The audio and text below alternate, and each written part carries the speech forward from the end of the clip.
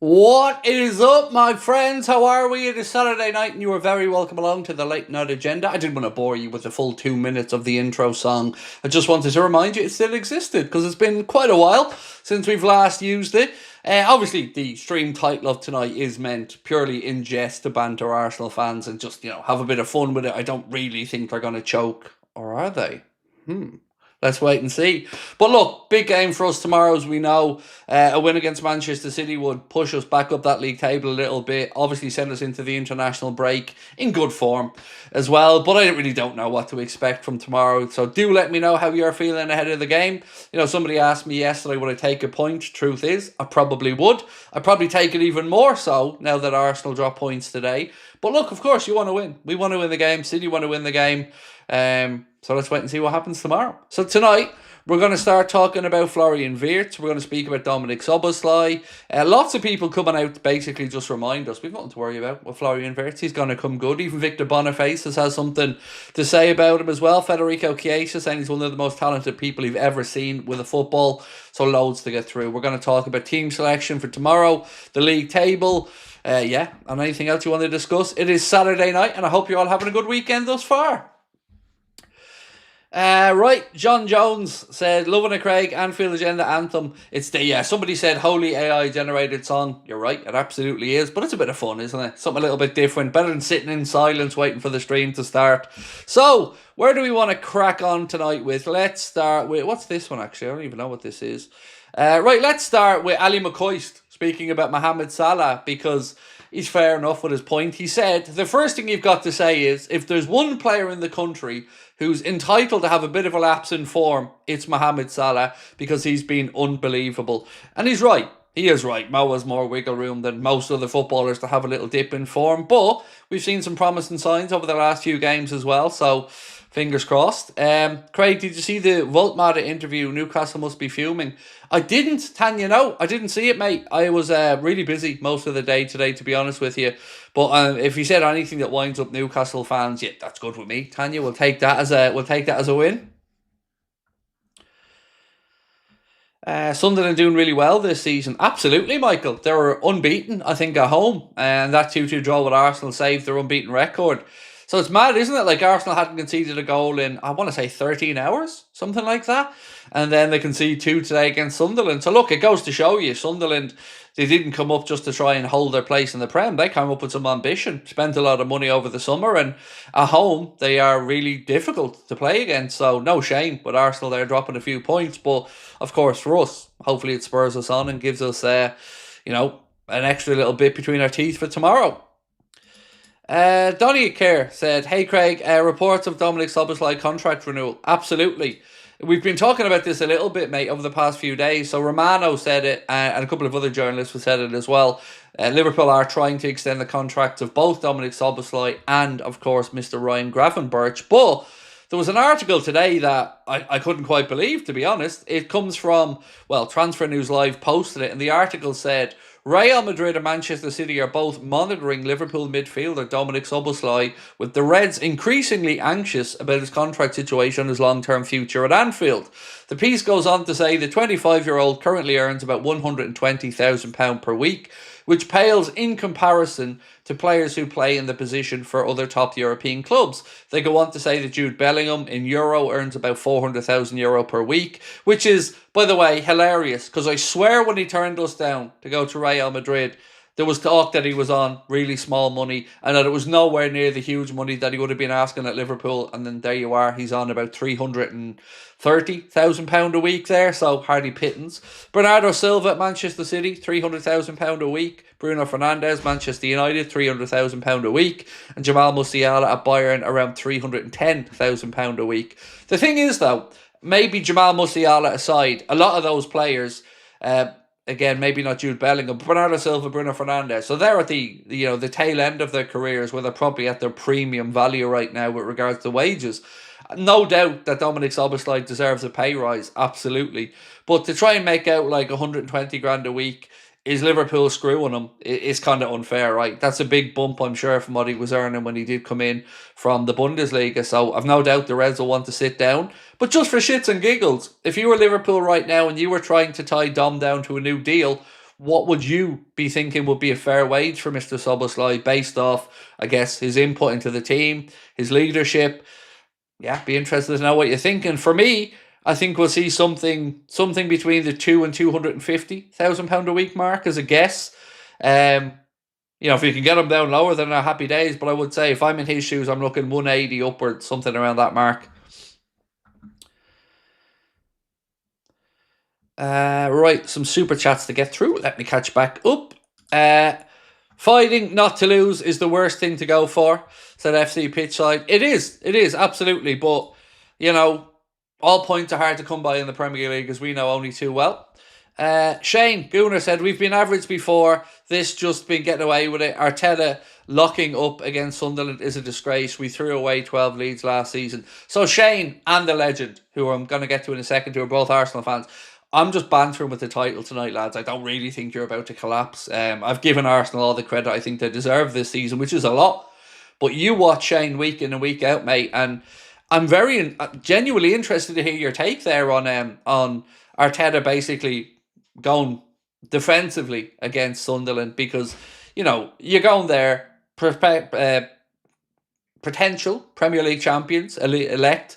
You would be expected to pick up a win. I know their home record is very good, but I've got to say, for me, Shane, I was looking at this game thinking Arsenal were going to go there and win. So it's like a little bonus to me that you've dropped some points, although we have a really tough game tomorrow ourselves. The legend said, no shame, proud of the shift the lads put in, can't win every game. Sunderland are no joke. They are not to be underestimated. We'll take it and we move on. Again, I'm bantering with the stream title, mate, but look, they're a difficult side. We see it's no accident that they're unbeaten at home so far in the Prem this season. I thought when you got your noses in front, though, when Trossard scored that goal, I did think you were going to go on to see it out. So I'm kind of pleasantly surprised that you dropped the points in the end. But again, I do understand where you're both coming from as Arsenal fans. But I need anything, mate. As a Liverpool fan right now, I need anything to build up my confidence towards Liverpool pushing for a title charge. So I'll take any drop points I can get. Right, let's have a look. Cian Helvin, welcome to Anfield Agenda FC, Cian. Appreciate you, my man. So, some of the wage shouts that I'd ask you guys to give me. So, 200 grand a week for Rasmus. Harry Davies said 180.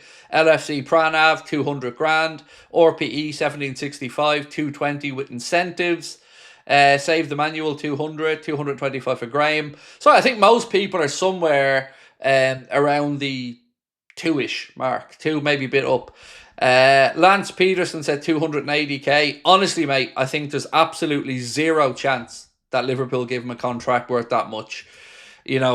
Remember, Virgil van Dijk was on 220 before his last one, and he was the best defender in the world, in my opinion, on those. So, I think anywhere 200 around that would be more than fair for Dom. But of course, on his side, you can understand the player looking for as much as possible. On Liverpool side, you can, of course, understand them trying to keep the wage bill as reasonable as they can. What we don't want to happen, though, is Dom to feel undervalued, because I do feel his influence on our team is going to grow as the season goes on and over the next few years, and I want him at the club for the long term. Graham Russell, didn't get a comment in, bro, but thank you so much. Really do appreciate your support. Thank you. 3-1 win tomorrow. I'm pretty confident. Ooh, right, well, let's run a poll on that now. See how we are feeling about tomorrow. One sec. Right, so... Right,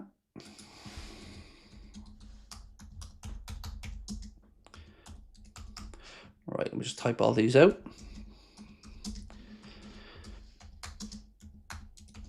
And we'll add one more. Right, so result versus City. Liverpool win, Man City win, or draw. Let's see how we're all feeling. Now, be realistic. Don't just go with your heart. Because as Liverpool fans, of course, we're all going to want to say win, win, win. But my brain has draw written all over it. That's what I did in the preview. I don't know if you had a chance to watch it. I went 1-1. I do think that is probably the most likely result for us. But it could go any which way. City are in a good vein of form. Haaland's playing really well. We've seen Foden start to return to form as well. And they're at home. And I think it's Pep Guardiola's 1,000th game as a coach. So there's going to be some emotional factor there as well for Manchester City tomorrow. Throw in Michael Oliver on VAR, and that's kind of where I'm thinking I'll take a draw, but any result is possible in this one. Hayden said, don't care about anything. We need to win tomorrow and start getting ourselves back up. We have some tough games after the break. We don't, though, Hayden. After the break, it gets far easier, in my opinion, mate. Yes, we've got Arsenal away coming up in that run, but there are certainly some winnable games coming up after the international break. So I would take a draw going into this one personally. Look, I get what you're saying. Of course, you want to win. You want to start clawing back some of the point deficit on Arsenal. They're now 8 points ahead of us. We have a game in hand. Be lovely to get that back to 5. But ultimately, if you said to me earlier on in the week, mate, that we wouldn't lose ground on Arsenal this weekend, I'd probably take that. But let's wait and see. Billy Beckner said, honestly, not sure about this one. I hope a 3-1 win, but Manchester City are always difficult. Yeah, it is. Now, look, I genuinely do think every result is possible here. City fans could go into this and justify why they're looking at a win. Liverpool fans can come in and go, maybe we've turned the corner. You know, beating Real Madrid, beating Aston Villa, should be full of confidence, getting players back from injury. So, like I said, you can make a valid argument, in my opinion, for any result in this one. But it's going to be what happens tomorrow, of course. Stating the obvious there, but it will. Hassan said 3-0, let's go Liverpool. I said that yesterday. I love your optimism, sir. I love your optimism. Shy Guy said, Craig, we need to win. I'm aware. I'm aware, dude. But honestly, I'm just trying to be realistic about it. Like, you know, with the form we've had and the dip we've had, I think it'd just be arrogant of me to come on here and start spouting on about, yeah, we're going to win tomorrow. It's going to be a tough game, and we can win it. But I would take a point at this point in the title race or in the league. I would take a point right now because, you know, coming into this week, if you said to me 2 wins and a draw from the 3 games, I wouldn't have said no. Craig Adams said he stuck 100 quid on 3-1 at 28-1. Wow, you're a braver man than me, dude. I don't think I've ever bet on the score of a game. You know me, I love a bet, but I don't think I've ever bet on the score of a game. Right, I've got some news to run through. Let's start with a little bit around Alex Inglethorpe. So we talked yesterday about Liverpool's academy, and we asked you guys, do you think we are producing enough talent to come through to the first team? Well, today the Athletic report that Liverpool have extended the contract of long-serving academy director Alex Inglethorpe. So congratulations to Alex on his new deal. Want to talk centre-backs for a minute here because Caught Offside have a report that said Liverpool are closely monitoring Wolfsburg defender Konstantinos Kouliarakis,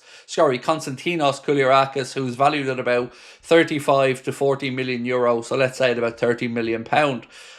This is, again, I sometimes get embarrassed saying this, but I don't want to lie to you. I don't know much about this dude. So 30 million quid, if Mark Gay was coming in the summer, would you take Kouliarakis in January, let's say, for 30 million quid? Do you think he'd be good enough to come in? I haven't seen enough of him to make a judgment call, but his name has been kind of loosely linked with us for a while now. You lot always get so carried away. You ain't even been played yet. Watch you draw, lol. Absolute joke, man. Have you missed the start of the stream, bitch? Because I've said to every Arsenal fan that's come in, it's a bit of banter. My God, mate, relax, for the love of fucking God. See, it worked, all right. It worked. What's your name again? At CE777777. It's a bit of banter, dude. It's a bit of fun. You know, I've nothing but respect for the Arsenal team and the way they're playing this season, mate. You deserve the lead you have. You've been the best team in the league so far. No hardships from me, but it worked, right? It worked, because here you are. And look, like you said, we could do anything tomorrow. We could win, we could lose, we could draw. It is what it is. But come on, you got to give me it. I've not had much from a Liverpool perspective to banter about recently. So, you know, I'm doing my job here, mate. I'm doing my job. Emotions in Distress said, I honestly think if we were against physical Sunderland team today, we'd lose easily. No, I don't think so. See, I don't really feel we do shirk the physical battle at all as a team. I feel we haven't looked like we've been at it for a while. But over the course of my time watching Liverpool under Arnott and Jurgen, I would never say we shirk the physical battle, to be fair.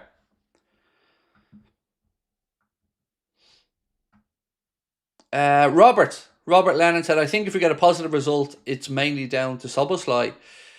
Well, look, I don't really mind, mate. If we get a positive result, happy to praise whoever it's down to, but, the positive result would be the good part of that. Stick to the same team tomorrow, said Lee Brown. I think it has to be. I certainly, in my preview, mate, I went that way. I went with the same team because I just thought the balance looked good. And I know that might feel a little bit harsh on Cody Gakpo, but I really thought we looked better with Wirtz out there on the left. Now, it could have been the opposition, it could have been the Anfield atmosphere, it could have been a bit of everything. But I do think, I'd go again because if we drop Wirtz back into midfield, we may look disjointed. So I guess the real questions are, for me, is the whole left side. What are you going to do at left back? What are you going to do at left wing? So if he goes with Robertson and if he goes with Wirtz, I'm feeling more confident. If he goes Kerkez and Gakpo, I'm a little bit less so.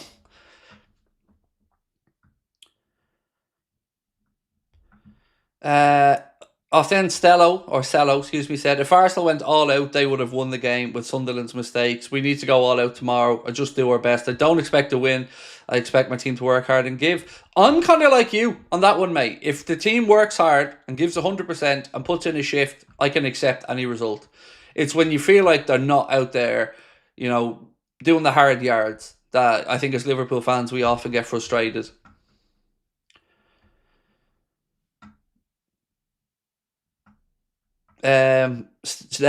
Stew86 said, Arsenal fans are so serious. Do you think they cancel all laughter in the houses for a week when they lose or draw?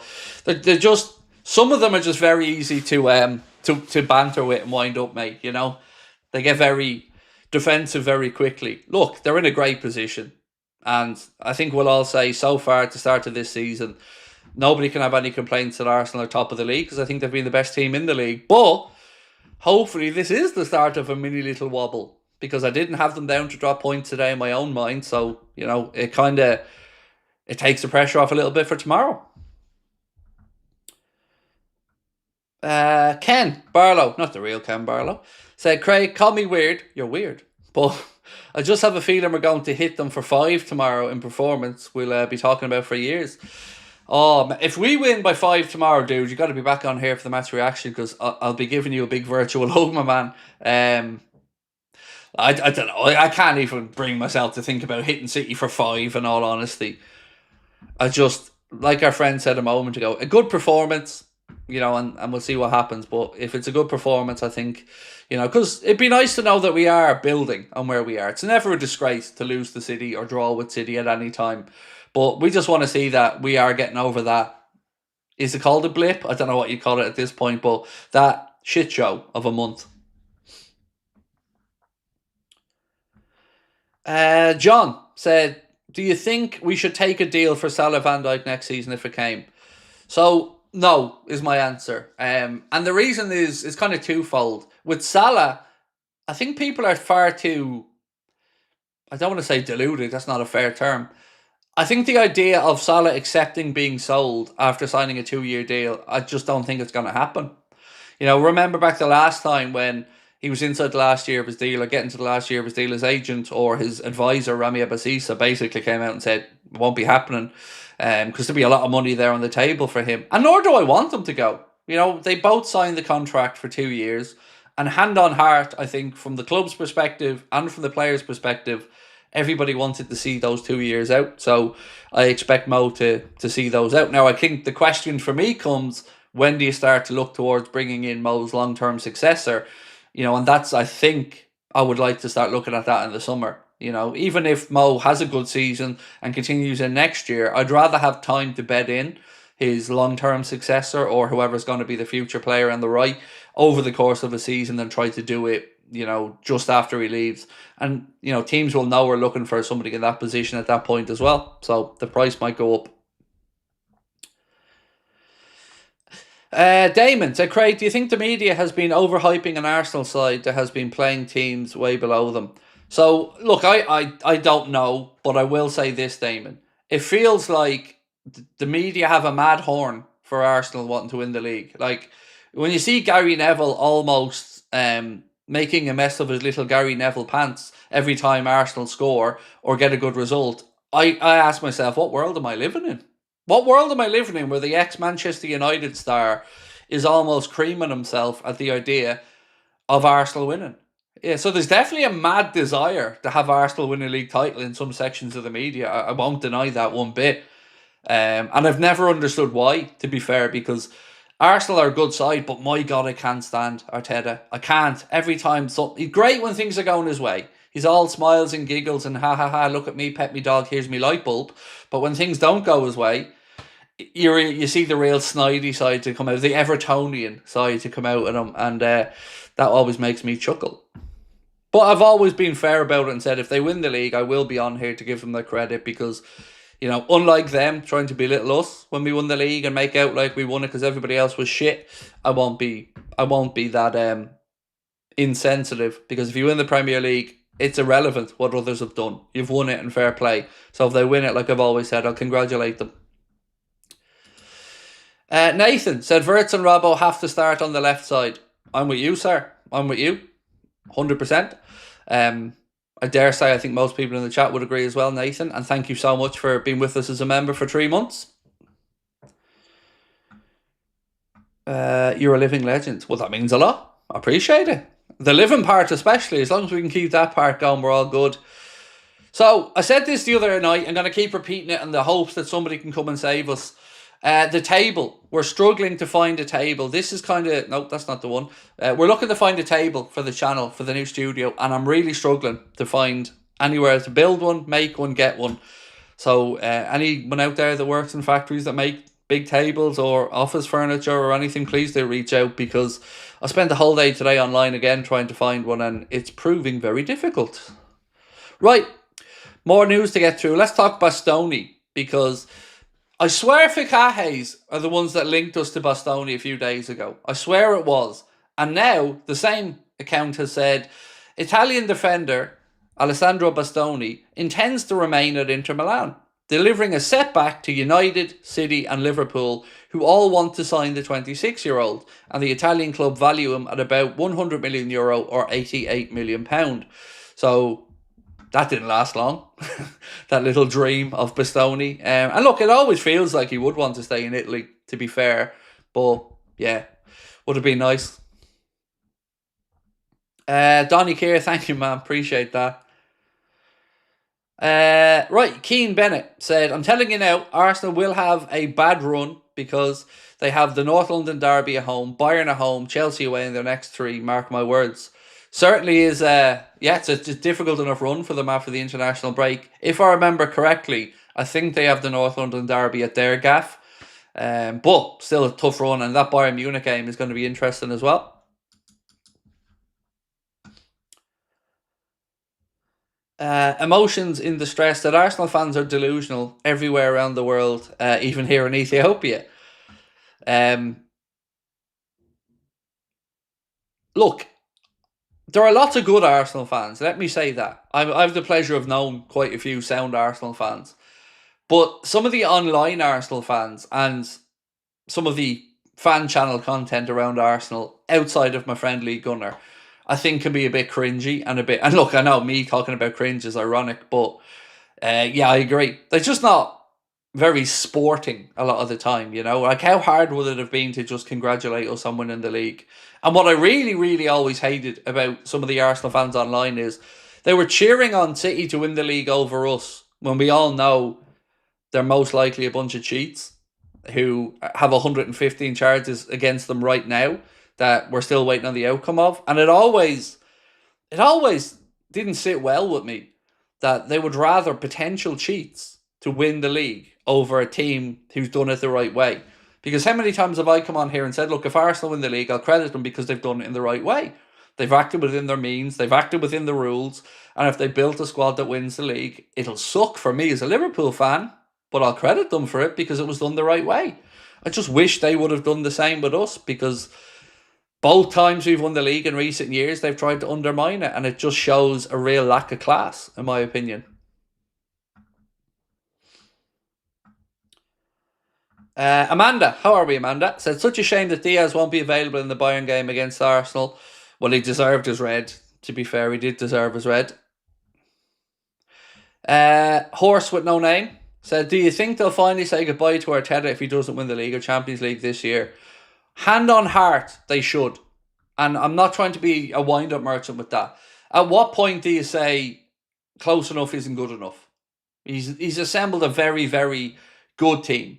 And he's been backed. And he's a decent squad. A very good squad, I should say. So if he doesn't win one of the big ones this year, I don't know how they can't say that he has to go. You know? And again, fully up to Arsenal and their fans to make their mind up. But if you consider yourself a big club, and the manager keeps coming second, third, second, something along that, and doesn't win the European Cup with the investment he's had, you have to ask, is it him with the mindset? So yeah, if it was Liverpool, I know it sounds mad, but I would be thinking, is this dude going to get us over the line? You know, at that point. The real Johnny Sin said, Arsenal, gift us a chance tomorrow. I want us to be like sharks who smell blood in the water. Must win. We've lost 6 out of 7, so a draw is unacceptable. Well, we're 6 out of 8, I think, to be fair, because, you know, we did beat Aston Villa last week. But I don't think a draw is unacceptable. You know, let's be realistic about it. It's a tough game at the best of times. So to say a draw at City's unacceptable, it's probably not preferable. You know, we want to win. I get that. But unacceptable, I don't know. I think that's a bit harsh. The draws is okay. Just don't lose. You know, you want to go there to try to win, of course. But, you know, it is a tough fixture.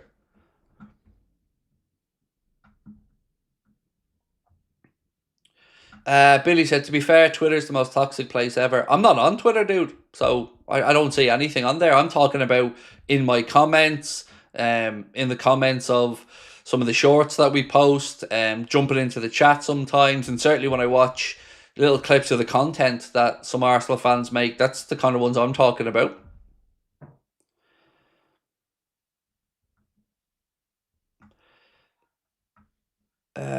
When I hear the name Lego Head, I think of the character Max Headroom. I think Arteta choke is going to be my favourite one if he does manage to somehow not win the league this year. Right, what have we got? So far, you guys are feeling very optimistic about the result tomorrow. The poll that we have running at the minute is, give us tomorrow's result against City. A Liverpool win, a City win, or a draw. But we should be like sharks that smell blood, though. Yeah, we should, and we will be. But it's football, dude. You know, we can't just say we want to win, so therefore we're going to win. Of course they're going to go out there and give it 100%. But honestly, this is going to sound like such a shithouse answer. I'm more concerned about the VAR room tomorrow than I am about Haaland or City. And I know that sounds like I'm making excuses before the game, but it's Oliver. And I think the Premier League know exactly what they're doing, once again, having Michael Oliver involved in a Manchester City-Liverpool game, because he has shafted us over the last few years in big games. He's bottled decisions, and I just don't like the fact that he's on VAR, and I'm getting it out nice and early, so as it can't be sour grapes if it happens tomorrow. I don't like him involved in these games one bit, because nobody will ever convince me he isn't City sympathetic, is the word I'm going to use. Right, let's hear a bit from Ugo Ekitike on Liverpool. This is what Hugo's had to say in a recent interview. I've good teammates. It's a top football club. I would say life is good. It's just like a club for me to keep progressing, to keep improving myself, like a serious club with big values and great supporters and a tough stadium. It's the right place for me. Dominic Szoboszlai has been speaking about leadership and his role in the team, and this is what he's had to say. We have enough leaders with Virgil, with Mo, with Robbo, and with Alisson. They've been here longer, some of them 7 or 8 years, the captain and vice-captains. I just try to do my best on the pitch. If it seems like I'm a leader, then I'll keep doing that on the pitch, not outside the pitch. I love that he's not trying to undermine the leadership group we do have at the club, but make no mistake about it, from a fan's perspective, we are definitely looking at Dominic Szoboszlai and seeing leadership material. Billy said, Craig, I remember seeing an Arsenal fan say Arteta should be respected because he's the most handsome coach in the Premier League. Do you know the one that gets me, Billy, about Arsenal fans is the one where they say managers to have achieved 89-point seasons in the Premier League, And you know why they've said 89, because if he went to 90, they couldn't get Arteta into the conversation. That's the one that always has me pissing myself. Managers that have reached 89, like anybody ever talks about 89 points, like it's 90 points or fuck off, basically, and you haven't got there. So stop trying to invent a narrative just to squeeze Lego head in there. Is Isak fit for tomorrow? He's going to be in the squad, but I would certainly say expecting anything more than 15, 20 minutes from him would be too much. So, yeah, I wouldn't be expecting that within a few minutes from him, to be honest.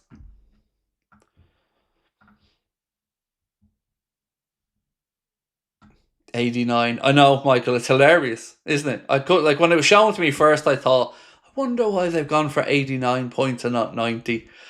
Right. And do you know what else I'd love to wind them up with? And this is a genuine opinion, by the way. And I want to ask you guys this, so let's end this poll, because I'd like to get, because I know we probably have a few Arsenal fans in the chat, so 76% want a Liverpool, or think a Liverpool win tomorrow. I want to ask you a question on a poll that I'm going to leave run as long as I can. So, one sec.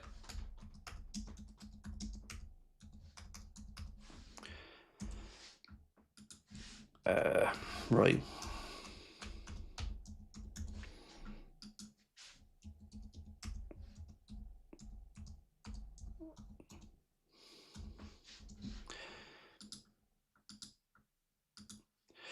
I want to ask you, which one of these was better? Centurions or Invincibles? So, Arsenal's Invincible season has never been done by anybody else, but Manchester City were the first to hit the 100-point barrier and win the league. So I want to know from you guys, which one of those two is the better achievement? For me, I've always been the same when I've answered this, it's the points tally.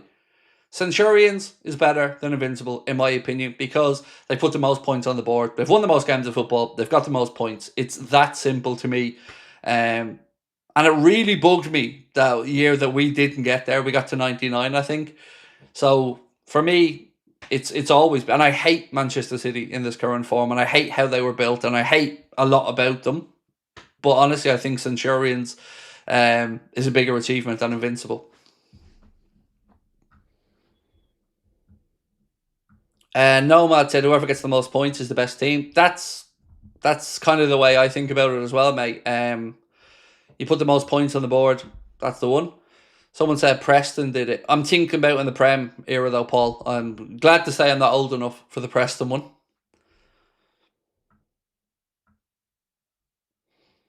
How many draws did they have? I want to say it was either 11 or 13. Something like that, if my memory's correct. Right, let's hear a little bit from Florian Wirtz. And speaking about the atmosphere and the game against Madrid, this is what Flo had to say. I have to say, I think against Madrid now, it was the craziest atmosphere since I've been here. I really enjoyed it, how the fans celebrated every action we did, and very thankful that they supported us like this. I'm looking forward to more nights like this. I'm playing on the left-hand side. Are you listening, Arsene Wenger? Because, this might put you in your place a little bit. Because remember, Wenger said Liverpool basically lied to Wirtz and said, you'll only be playing in the 10, and he told us he didn't want to play in the left. Well, let's hear from the man himself and see what he has to say. He said, of course, I'm familiar with this position, but I can also just play in the middle, in the 10 or on the left. I always want to give my best and be important for the team. I think I've already a good connection with my teammates on the pitch. Of course, the numbers are not there now, but I just want to give my best every game. That's what I will always do, and I'm happy that I can create some chances. Hopefully in the next weeks and months we can score more, but I'm always just happy trying to help my team and play to my strengths. So I didn't hear anywhere there, Arsene, where he was crying about the left. In fact, he said he'll play wherever the team needs him, which is exactly what you would expect him to answer. So yeah, there you go, Arsene. So a bit less of the gossip, perhaps, and a bit more of the factual-based punditry would be great, Arsene.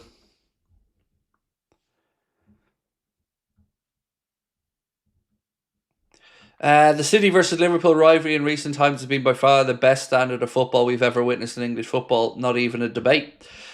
Look, I just wish I had been against the club that I could have had some respect for. Genuinely, if it had been Liverpool Arsenal in those battles like it was Liverpool City, I think I would have enjoyed it more, and I think I would have felt more understandable about some of the titles we didn't win. Knowing that we're potentially in that battle against a team that has these charges against them and the accusations against them, it's always wound me up, because if they are held up against these charges, if they are still proven, how many trophies, how many moments were we all denied? How many trophies were other clubs denied? It really pisses me off that we're still here 6 years later.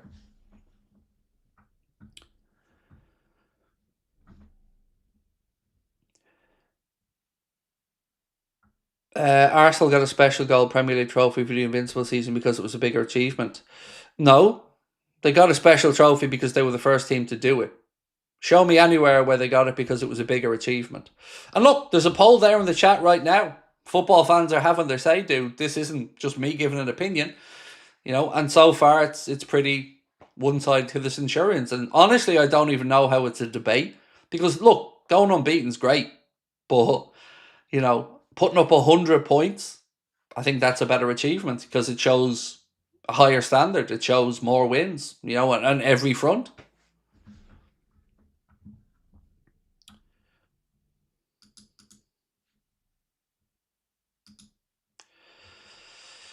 Look, Andy, you're just poor old Andy.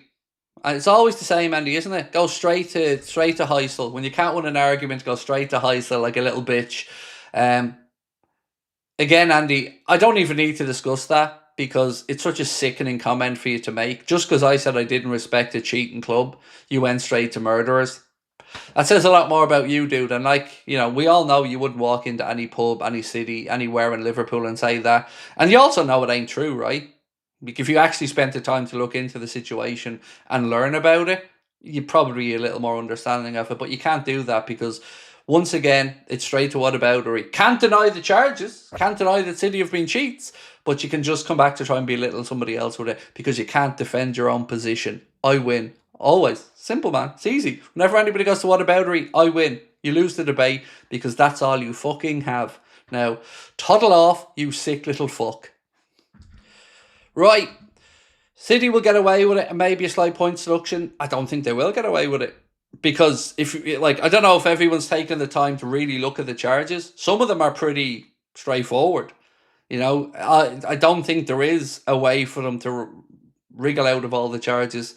And no, I don't know how it'll end up, and I don't know what the hearing is going to come out with, but I just factually, I think it's impossible for them to get away with every single one of those charges. Some of them are just so open and shut. I don't think it's possible.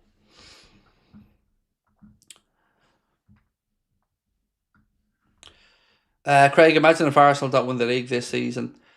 I'm trying to. I'm hoping. Look, here's a question that I want to ask, right? Because I can't run it as a poll because we're still doing it. If you had to lose the league as a Liverpool fan this season, would you rather lose it to Arsenal or Manchester City? Now, I'll go first. I'm going to say I'd rather Arsenal win the league because of the respect thing. I don't want Arsenal to win the league. I can't stand some of the fan base online, but as a club, they've done it in the right way. They've played within the rules. And as much as it would absolutely sting, I would have much more respect to say, well done to Arsenal, you've won the league. So for me, it's easy. And I know people could say City because nobody gives a shit. I get that as well. But I like to think of myself as a sporting person above all else. And I have respect for Arsenal as a football club. I banter them. It's a bit of fun. It's different. But I have respect for them. So I'd say Arsenal. As much as it would be hard for us to deal with, at least I could look in the mirror and know, okay, Craig, Liverpool lost it to a team that did it the right way, built the club, and did it all within the rules.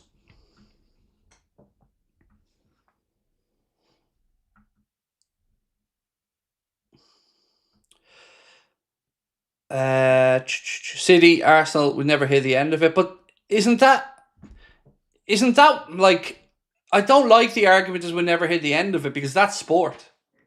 That's what fandom is about. I'd rather never hear the end of it from Arsenal fans that I can at least have respect for than just wanting City to win it because nobody really gives a shit. Because deep down, I despise everything that they have been alleged to have done. It really, really, it's potentially the biggest scandal in football history. So for me, 100% Arsenal, because I have respect for them. It would suck, like, of course it would, but I got to be honest, Arsenal would be the one for me.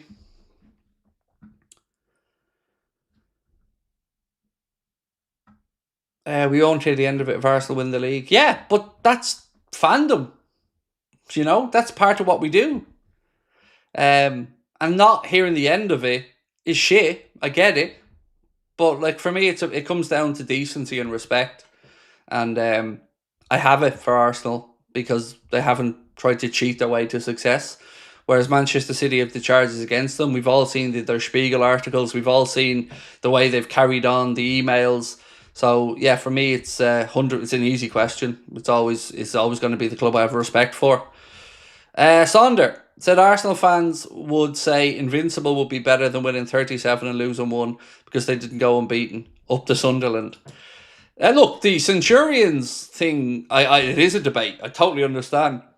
Centurions versus Invincible. Totally get that. You know, because I don't think there's a right and wrong answer. It is an opinion-based thing. Both are tremendous achievements. You know, Arsenal is still the only team to go unbeaten. So absolutely a big achievement. I just look at it and think the points tally for me is the difference maker, because over the course of the season, you know, it's straightforward. You've won the most games of football, put up the most points, and for me, that would nudge me in that direction. But an Invincible season, still an incredible season. Cam the Man said, can we get a Newland Voider to celebrate City's charges? Well, we have to wait and see what happens with them. You know, Newland's always on standby, mate. He's always around. But we got to wait and see what happens with those charges. Right, let's talk about Victor Boniface speaking about Florian Wirtz. He said, with Flo, don't worry, you guys will enjoy him soon. We all know how brilliant the guy is. I understand why there's a lot of talk coming, but trust me, Flo is a wonderful guy and player. He is hardworking, and soon people will see the real him. He will deliver, and I'm rooting for him. Lovely that from Victor Boniface. And there's been so many people speaking really highly. Even Federico Chiesa, speaking about Florian Wirtz, has said this: one of the best players I've ever seen on the ball. The way he controls the ball, the way he touches the ball, it's just world class. Reminds me of a young Anfield Agenda. Of course, he has everything to be a success at Liverpool. There's nothing holding him back.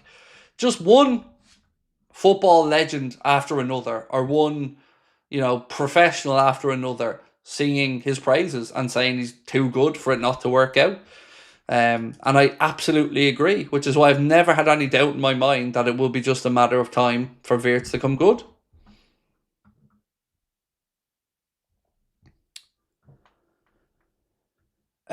Mark Doherty said, what do you think City's punishment should be if found guilty? I think the biggest thing that should be done is their owners are removed from the game. They're the ones who are responsible. So, if the charges are proven, this is my take on it.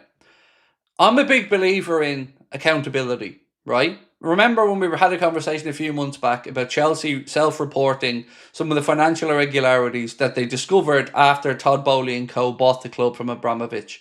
I'm a huge believer in somebody owning up to what they've done and that giving you credit. So the reason I brought that up now is it plays into my answer. Manchester City have denied everything. Gone full Lance Armstrong the whole way through it. Didn't do that, nothing to see here. Didn't break any rules, despite all the emails saying they basically can do what they want. So for me, the book has to be thrown at them. And I mean the harshest of harshest punishments. Now, the Premier League have set a precedent for themselves with some of the financial irregularity stuff, with 10-point deductions and stuff being handed out. So if, let's say, 85% of those charges or 80% of those charges, I want them fuckers absolutely rinsed, because they've stuck two fingers up to everybody else. You know, whether you're a United fan, a Liverpool fan, an Arsenal fan, you've probably been denied some moment, some celebration because of what they've done, if they're proven. So 100% throw the fucking book at them, because they deserve no restraint, because they've done nothing but deny the whole way through. So that, for me, should be met with as much resentment as possible legally. That's my take on it. If they had said, yeah, we did some of these, fair enough, fair cop, honestly, I'd give you a different answer. But I can't stand anybody who just denies everything. Deny. It just fucking does my head in. Unless you're, of course, absolutely innocent. But I'll also say something else, and I probably shouldn't say this because it probably get held against me. But whatever these charges come out with, nothing, no piece of paper, no outcome, nothing will ever convince me that they haven't cheated to get to where they are. Because what I've seen, I don't need anybody else to affirm or reaffirm the charges to me. Nothing's going to convince me they're innocent, ever. Simple as that. Now, whether that makes me bitter, twisted, angry, so be it. That's my honest opinion on it. Nothing's going to convince me they haven't done some of these things. Nothing. 60s Red said, if they take titles off them, would that mean Liverpool will get some? To the best of my understanding, I think it's 2 for us, 2 for United, something like that. But I don't want them. And I know I'm probably in the minority on that, and I'm going to explain my stance there as well. So people often say, if City gets stripped of them, titles here, titles there. I don't want them. And I don't want them for 2 reasons. The first reason is, I always look at the Olympics and think, imagine being second in the Olympics and hearing somebody else's national anthem be played on that podium, them getting the gold medal, looking up their national flag, hearing the national anthem, and then you find out 6 months later that they cheated and you get upgraded to the gold medal. You didn't get that moment. You didn't get to look up into the crowd and see your family there and see your coach there and the people that have helped you along your journey to get to the very top of the world, only for some fucking scumbag to cheat you out of it. So for me, we've been denied the celebration. And so have United fans. So I wouldn't want anything to do with the titles. I would rather the history books have a huge big asterisk in it that says no league title awarded this year because Manchester City were found to have broken the rules. And I'd want that to be in the history books forever. That's my take on it. But look, I can understand others who want the titles. I get it. No judgment from me on that whatsoever. This is just a personal preference for me. But yeah, if somebody else wants the titles, like I said, I totally get your point. But if City not guilty, like I've said, Stephen, I can only speak for me, but I'll never be convinced they're not guilty, mate. Never. If they're not guilty, they'll roll on as they are. But expect more changes to come in the Premier League if they're found not guilty, because the floodgates are going to open then, and it will be a pissing contest, and they will just spend even more. So, yeah, if they're found not guilty, you know, that's we're going to have to live with that. But internally, deep down, nothing will ever convince me they're not guilty. Nothing. Corbin said, I said this in the chat. Watch Ballard still. He's been a cracking young centre-back. Was awesome today. I don't know if you watched the game. Which game? I did watch the Sunderland game in Arsenal. I had that on in the background. I wouldn't say I paid full attention to it. I kind of just looked up when I heard the commentators getting excited about something. Hugh said, there's no way City are not guilty. That's where my head is, mate. That, you know, and I can only be honest with you. Because I've spent a long time reading up on those charges, what they are, the emails. I really have spent a long time, many hours, delving deep into all that Der Spiegel stuff, watching documentaries about it. I think there's a great documentary on YouTube. I think it's called something like Britain's Biggest Football Scandal, something along those lines. It's on YouTube, completely free to watch. Certainly recommend it if you get a chance. It's got some really good high-level journalists and stuff involved in it, and it spells out everything. And it's you know, you don't have to listen to me about it. Have a watch of it yourself and see what you think. But it's it will explain it far better than I could.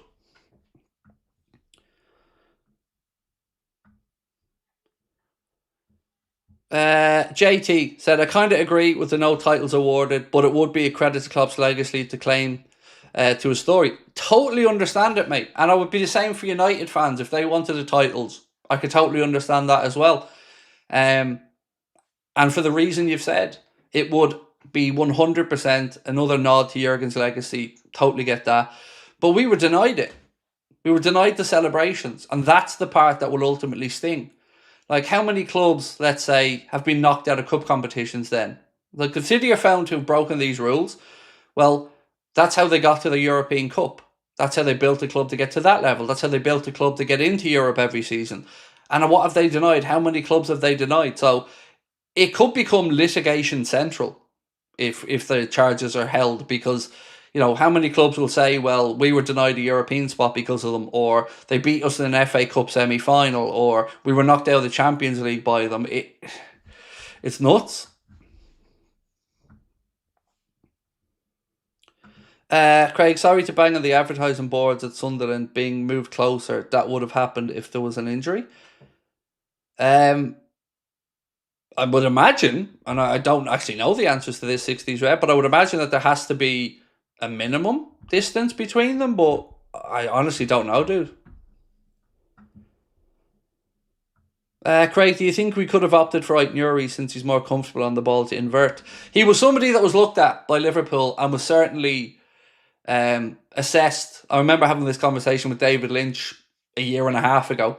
And Aït-Nouri is a fine centre, or excuse me, a fine fullback. So I would have had no issues there either. Yeah, good player. And, whether we'd gone for Frimpong, Aït-Nouri, I wouldn't have been too upset either way, because I do rate him as a footballer.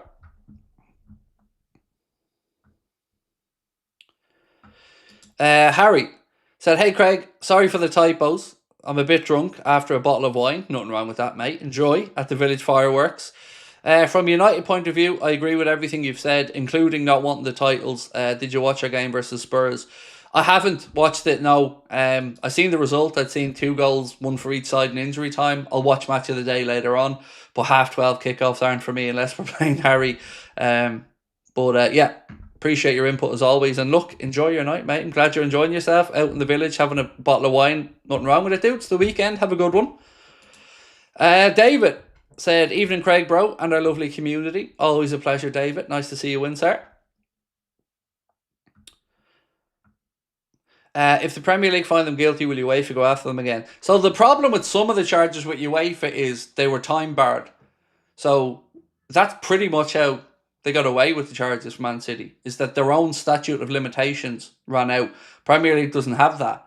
And this can't be appealed to the Court of Arbitration for Sport either, because that's in the Premier League rules. So yeah, UEFA, I don't believe, can go after them again, because a lot of these things are now outside their statute of limitations.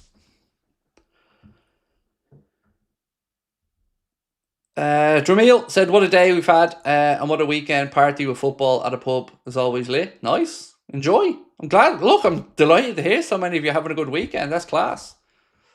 Right, let's keep going. Where are we at? Done that.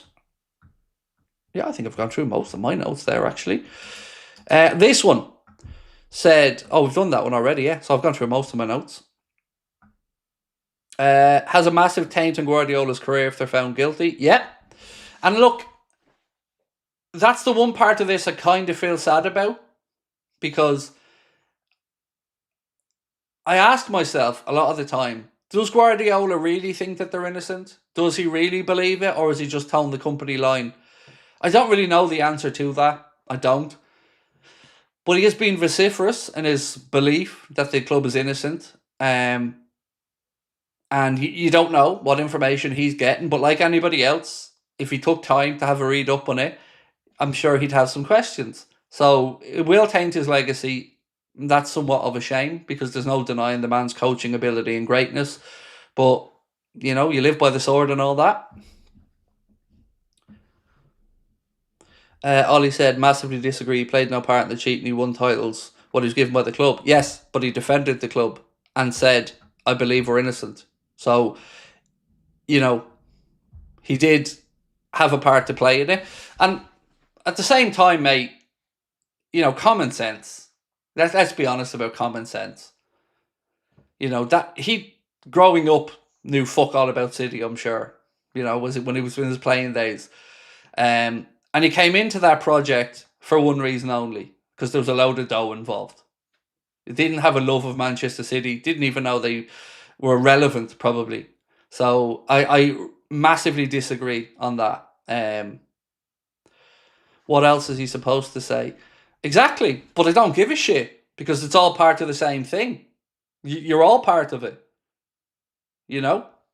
If they're guilty, they're all guilty. The higher ups, the manager, the players are actually probably the only ones that have a little bit of sympathy for. But even at that, yeah, I find it hard to have any. So, hand on heart, it will, in my opinion, hugely taint his legacy. But if anyone disagrees with that, you're entitled to that opinion as well. Get real, folks. He managed players. Right. Well, let me flip the equation on you. You go in to manage a used car showroom, and all these cars are massively underpriced, and you're able to sell shitloads of them. But you know they're all underpriced, and you're hearing a few murmurings that they're underpriced because maybe they're cut and shut, or maybe they're robbed and they're redone. You still not responsible for that? If you have an inkling and you kind of know, come on. You know, let's not play silly beggars here. This isn't a surprise to him. He signed new contracts. So, yeah, I don't have the sympathy, I'm afraid. Like I said, if you walked into a job and you were selling used cars and every car was $5,000 cheaper than anywhere else, and you're wondering how they got these cars so cheap, and then you start to hear some rumours that this business is dodgy, that the cars could be robbed and they're brought in from elsewhere, and you just stuck there, taking your income, taking it, working away. You really going to tell me that you won't be judged for that? I disagree.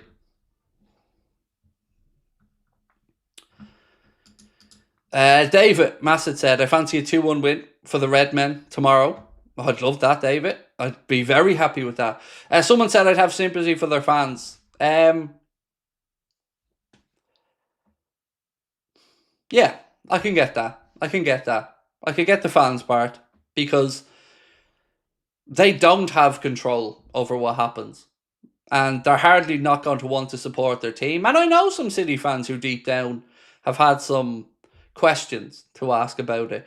So yeah, I think that's more than fair. Because one thing I will always say about City fans is when they were at Main Road and when they were down for the divisions, they were packing out stadiums, setting record attendances, and they've always had a really, really good hardcore group of local fans that are behind them. I'll always credit that. But then came the former Chelsea fans, shall we say. Charlie, welcome to Anfield Agenda FC, mate. Appreciate you. Someone said, Craig, I don't get the question for voting. So we're asking which was the bigger achievement, Manchester City's Centurion season where they hit 100 points, or Arsenal's invincible season where they went the season unbeaten. What if the fans defend the cheating, though? Well, look, we can't lump everybody into one group here, Ollie. We're talking about a whole fan base. And yes, there have been City fans who've said, I don't care if we're cheating or not. So, you know, for them, I wouldn't have as much sympathy. But it's impossible when you're talking about such a wide thing as a fan base to pinpoint any, you know, to pigeonhole them all together. I think that would be unfair.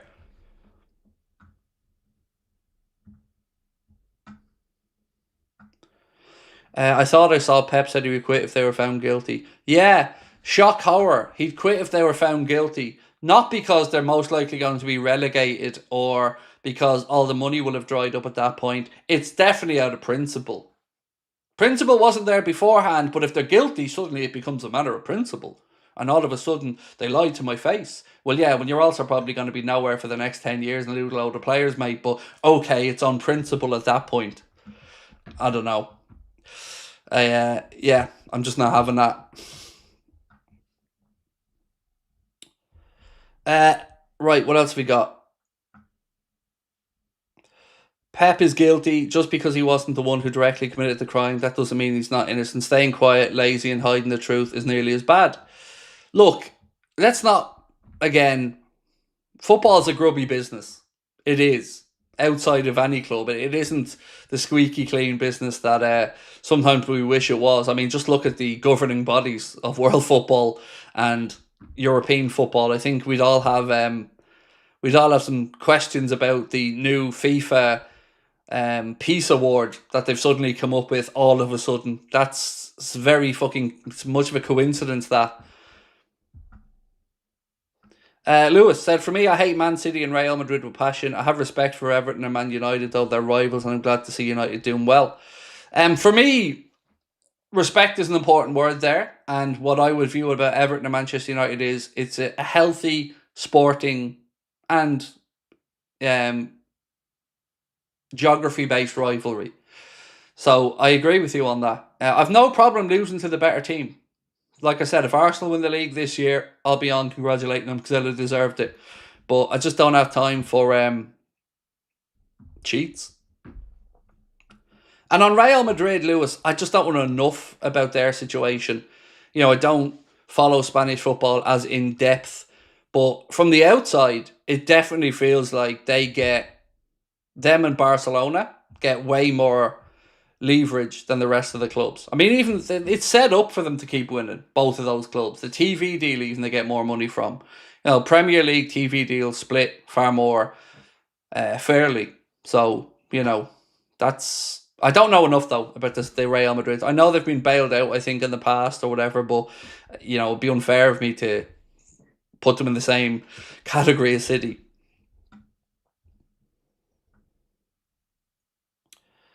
Infantino is the greatest disgrace. He really, really is. He really, really is. Like, remember when Blatter left and we all thought, oh, well, maybe FIFA's going to turn itself around now.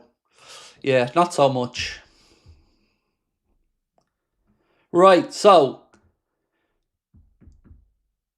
tomorrow, same 11? Or would we all say same 11? Or would anybody in the chat have a difference on the 11 that they'd like to see for tomorrow? And also, I'd like to know your thoughts on the centre-back situation.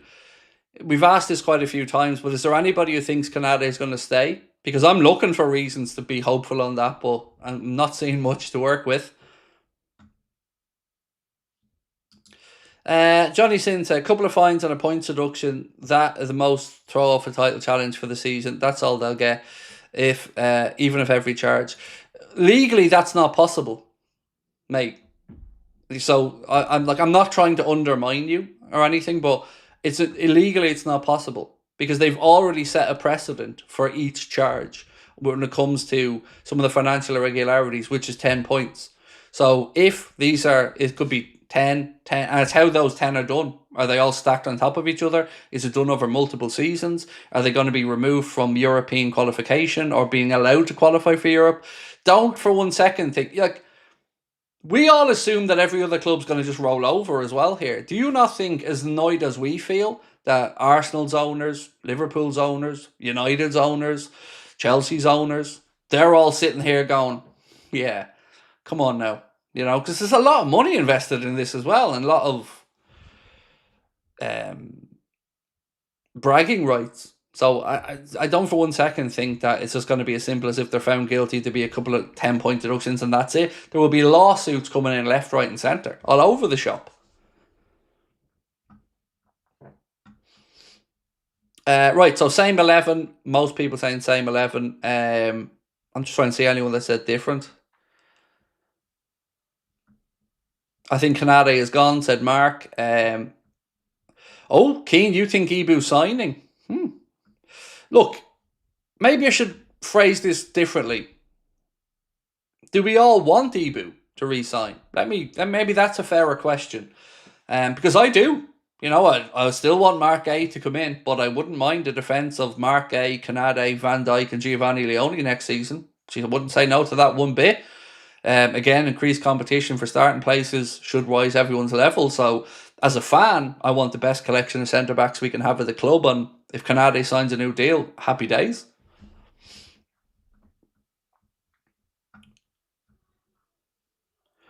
Craig, you have to put the bridesmaids banner on your wall if Arteta bottles the league. Don't worry, I'll have something special planned if they don't manage to get over the line.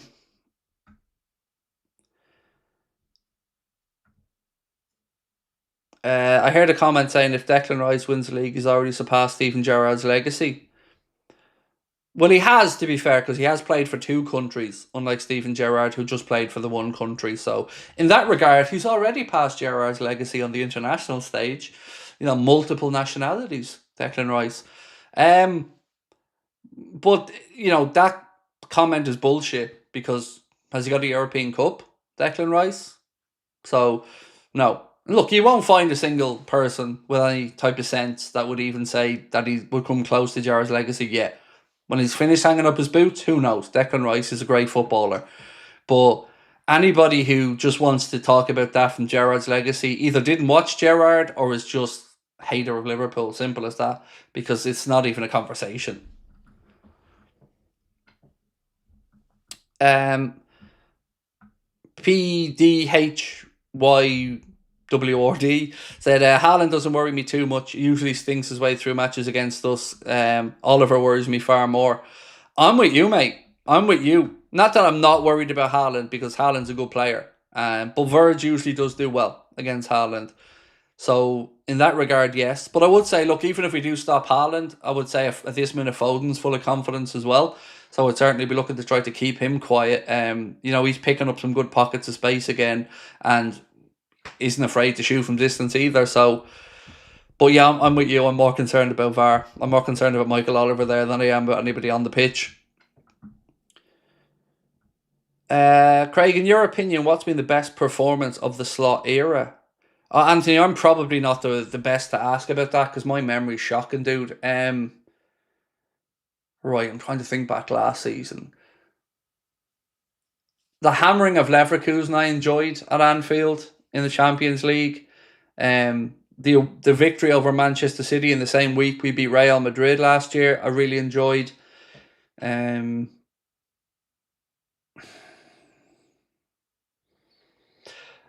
don't know, mate. I can't come up with one definitive answer for you of the best performance because my memory is shocking and I can't think back. This season, I'm doing it a little bit differently. I'm keeping notes this season of every meaningful game that might impact the season. I'm writing notes, so at the end of the season, I have them all jotted down. But yeah, sorry, man. This season, though, I'd give you the answer of Real Madrid being our best performance.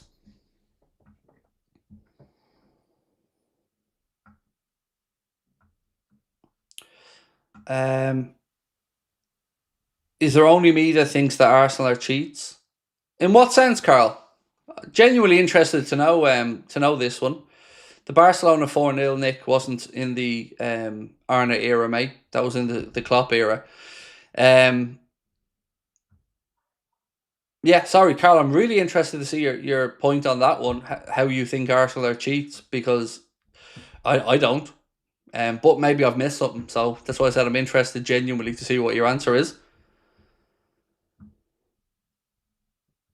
I was talking to an ex-ref yesterday and he refuses to watch Premier League games because of VAR, said Dave. Do you know what? That's what my next poll is going to be. So 70% of the people, 1,100 people voted, 70% said Centurions over the Invincibles. Here's one for you. Let's go with another one. I'm really enjoying it. I love a good poll, mate.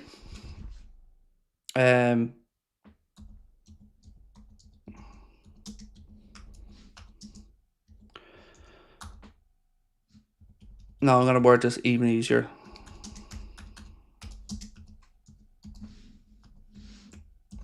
So, should we keep VAR? That one. Simple. Should we keep VAR? Yes or no? If you asked me before VAR came in, I was fully for VAR. I was fully on board with it. But I don't feel the product is what we were pitched. So, I do have buyer's remorse about VAR because I really don't feel like we're getting the thing that we were told we were going to be getting. The thing that was going to stop the debates, that was going to ruin the conversations down the pub with your mates. All it's done for me now is make referees mini celebrities, give Sky, BT and TV channels more content to make because they drag refs in. And I find it much more difficult to take a decision after it's been looked at multiple times and you still feel you're being shafted over it. I can live with a referee or a linesman making a mistake in real time in the speed of the moment, but I can't live with it if I'm looking back at it. Like that Odegaard handball or the studs up challenge on McAllister. You can get 50 VAR officials to tell me that isn't a foul or a handball, and not one of them will I believe, because it is absolutely that. So yeah, for me, I ditch it in the morning because it's ruining my enjoyment when we score. It's ruining my enjoyment as a fan on here making content, because you're always celebrating within yourself on the fear that something's going to come and shaft you. And you might say, oh, you get the second celebration, but it's not the same. The old look at the linesman, flag doesn't go up, goal given, happy days. That's the part that makes me feel good as a fan. I hate this shit when they go back through the phases and you're like, oh, well, was there a foul here? And it just gives fans of opposing teams more of an excuse as well to just not take a defeat with good grace. Like, if you listen to Arsenal fans, you'd swear that they were the most cheated against team by referees in the history of football. Or they've never lost a game because the better team beat them. They only ever lose games because of the refs. Danny said, you think if we beat City, we're back in the race? Yes. Yes, I do, Danny. With them dropping points today, if we beat City, 5 points, we're in the race. No, it's still Arsenal favourites. And, I'm not going to rewrite that. But, yeah, if we can get back to winning 5 points, having played City away, having played Arsenal at home, you then look to that Arsenal game away coming up as another huge one. So yeah, I would say I would consider us back in the race tomorrow if we beat City. Same way I would consider City back in the race if they beat us tomorrow. Harry said, picking up on respect, the big difference between our rivalry with you and Leeds is we mostly respect you and it's largely mutual. With Leeds, neither side has any respect, but it's similar hatred level as with you guys.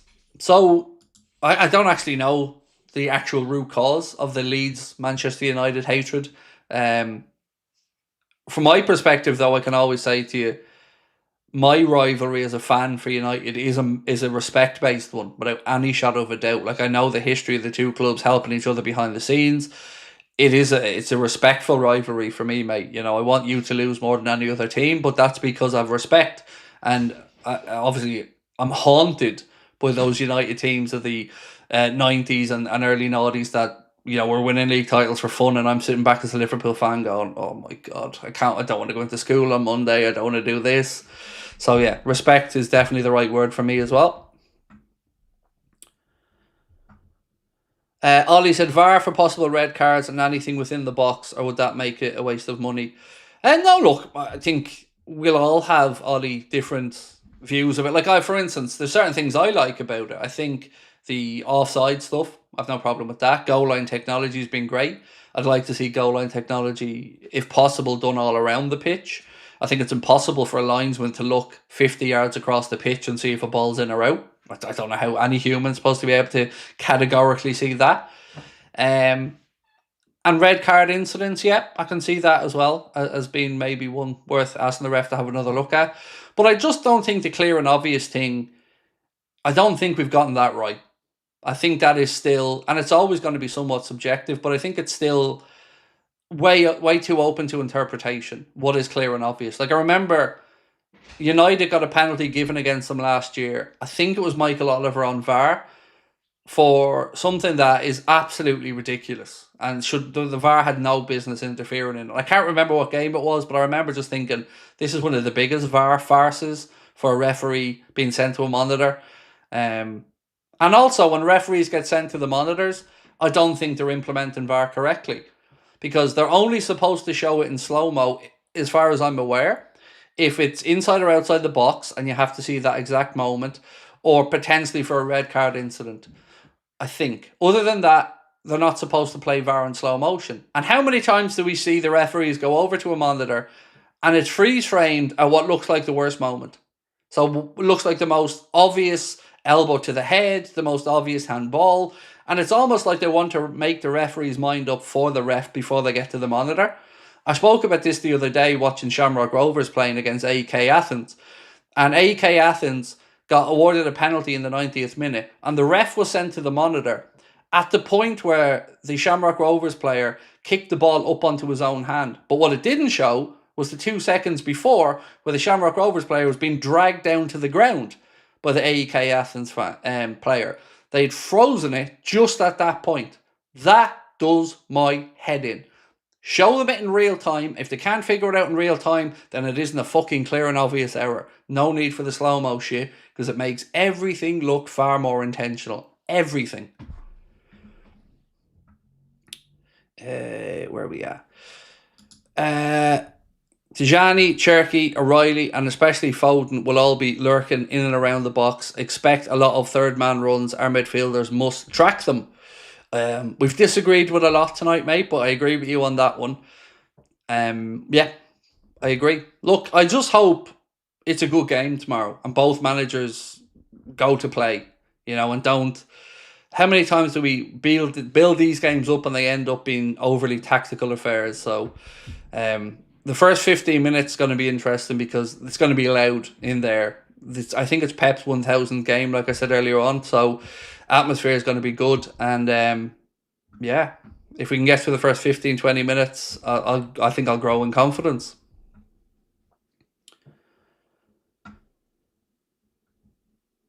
Oh, this is a close vote.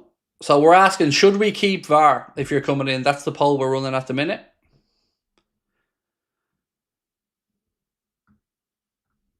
Football isn't played in slow motion, so why is the ref in it? Exactly, mate. And everything just looks more intentional. Like, I could go like this to my wife's backside, but if you showed it in slow motion, it would look like I'm, trying to hurt her.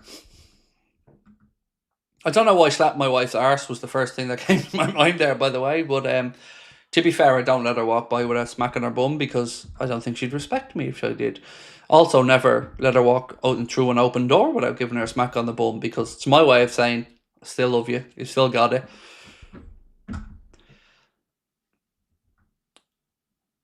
That's me as a gentleman. I open the door for my wife, but I also give her a little smack on the arse on the way through just to let her know.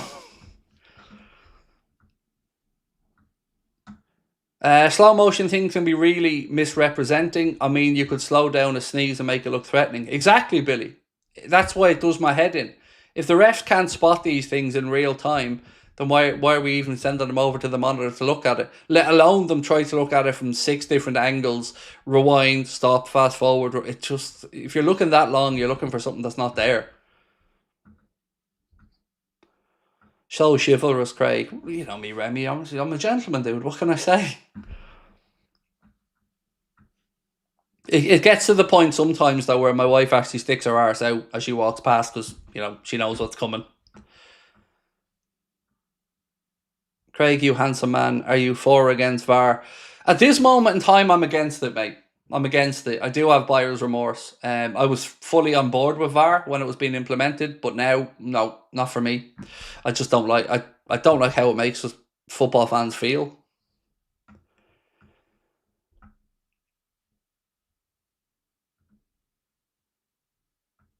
Does VAR show the smack on the arse, but not the elbow back from Sabrina? No, honestly, I think she'd look at me if I stopped doing it. Genuinely.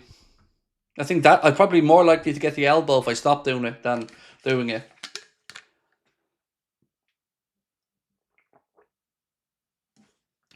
Shakur, how are we, sir? Shakur White said, Craig, would you prefer Gay or Canade? If I could only have one of them, Mark Gay. I just think consistency in my mind would win the day there, and I think Mark Gay has a consistency of performance that I don't think Ibu has.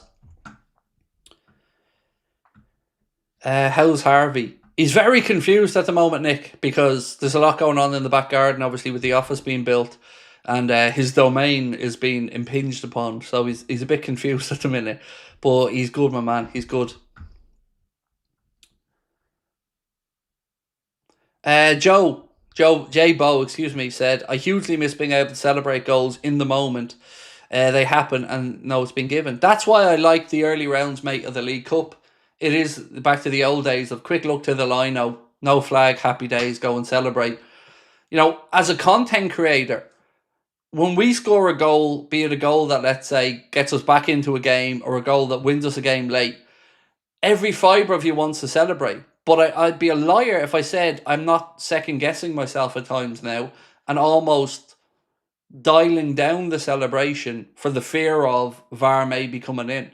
And it's probably making my content not as good as it should be. because my normal reaction if I knew the goal was going to stand would be probably 15-20% more.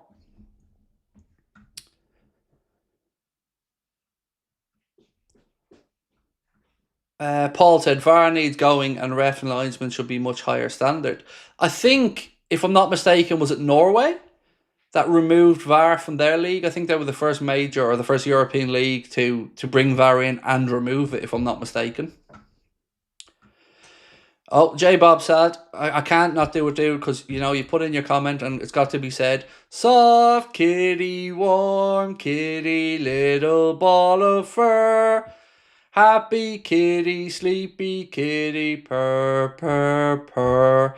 At my last ever live show in Liverpool, I got all the crowd to sing that, and I recorded it for my wife just so I could. I tried to ring her live at the time, and she didn't pick up the phone, but we got it recorded. So, yeah, we've got the happy kitty, soft kitty, and fair play to the audience that night for singing it as well.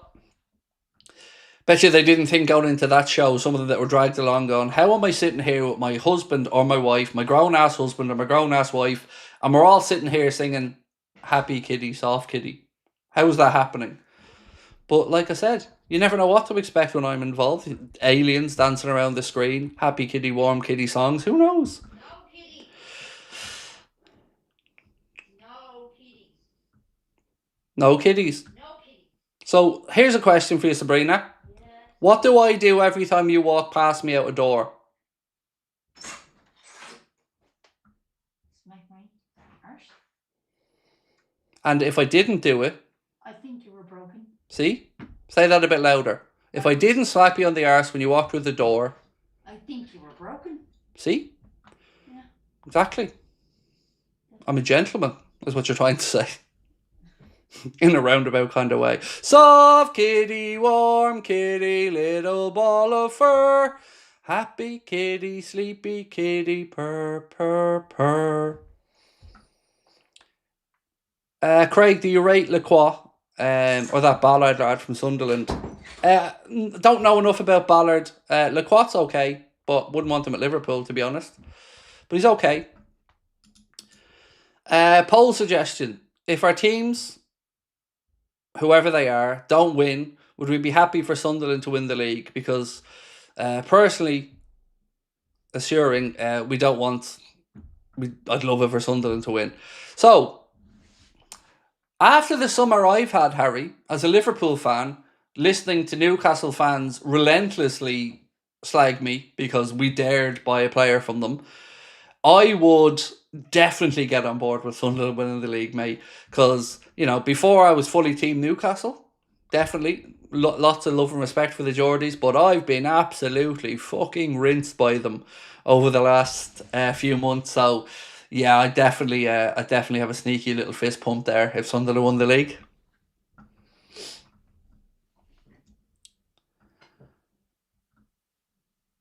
Rami said, I want to be like you when I grow up, Craig. I'm 38 years old. Here's the secret, though. We never grow up as men. You might put on a suit, you might go to work, you might work 9 to 5, you might work in a bank, you might sell stocks and shares, but deep down you're always going to be an 11 or 12-year-old boy who wants to roll down hills, who wants to go and roll around in muck, and who wants to have fun, you know, and never lose that. Never. I hate growing up. I hate it. I'm such a child within, and I never want that to go away. I think if I live to be 60 or 70, I think I'll still be the same. Just a little shithouse who wants to have a bit of fun. Do I follow or like politics? Yes, I do. A lot. English politics, Irish politics, American politics. I never, ever, ever speak about it on the channel because it's a very divisive subject. But yes, I am. I've genuinely considered running for Choctaw Dala here in Ireland. I considered running to become a TD. May even do so in the future. Not even joking about that. But not at this stage of my life and where I am now. But yeah, I do. I follow politics quite closely. What do you think about Keenan Yildiz? Is he good for Liverpool? I take him. Yeah, and we were linked with him actually the other day. There was, I think, let me see if I can still find it for you, mate. But there was some links to Yildiz. And he's been a name that's come up on the channel a little bit over the years, but I never really thought it was a realistic thing. And I still don't to some extent, but there was a piece, I'm trying to find it here, so bear with me, I'm going back to the last few days. This one, yeah. So there was a piece from Indy Kayla who said, according to sources, George Mendes has met 2 English teams in the last few weeks. We understand Liverpool are one of them, and the subject was Keenan Yildiz.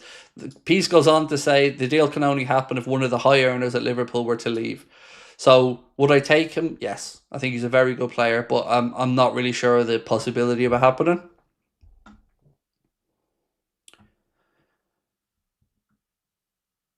I'd move to Wexford just to vote for you. Thank you. I'm not even joking. Like, I know people might think, ha ha ha, I'm not joking. There might be a time in the future where I run for public office. I'm not even joking about it. It's something I've always felt strongly about. My poster couldn't be the one I'd want it to be because, I'd want it to be, I'm a C, but I'm your C. As in, the word I'm trying to say, Clint. I'm a Clint, but I'm a your Clint. Or I'm a Clint that'll fight for you. If it somehow happened it was Liverpool versus Ireland, who would you support in the game? Ireland.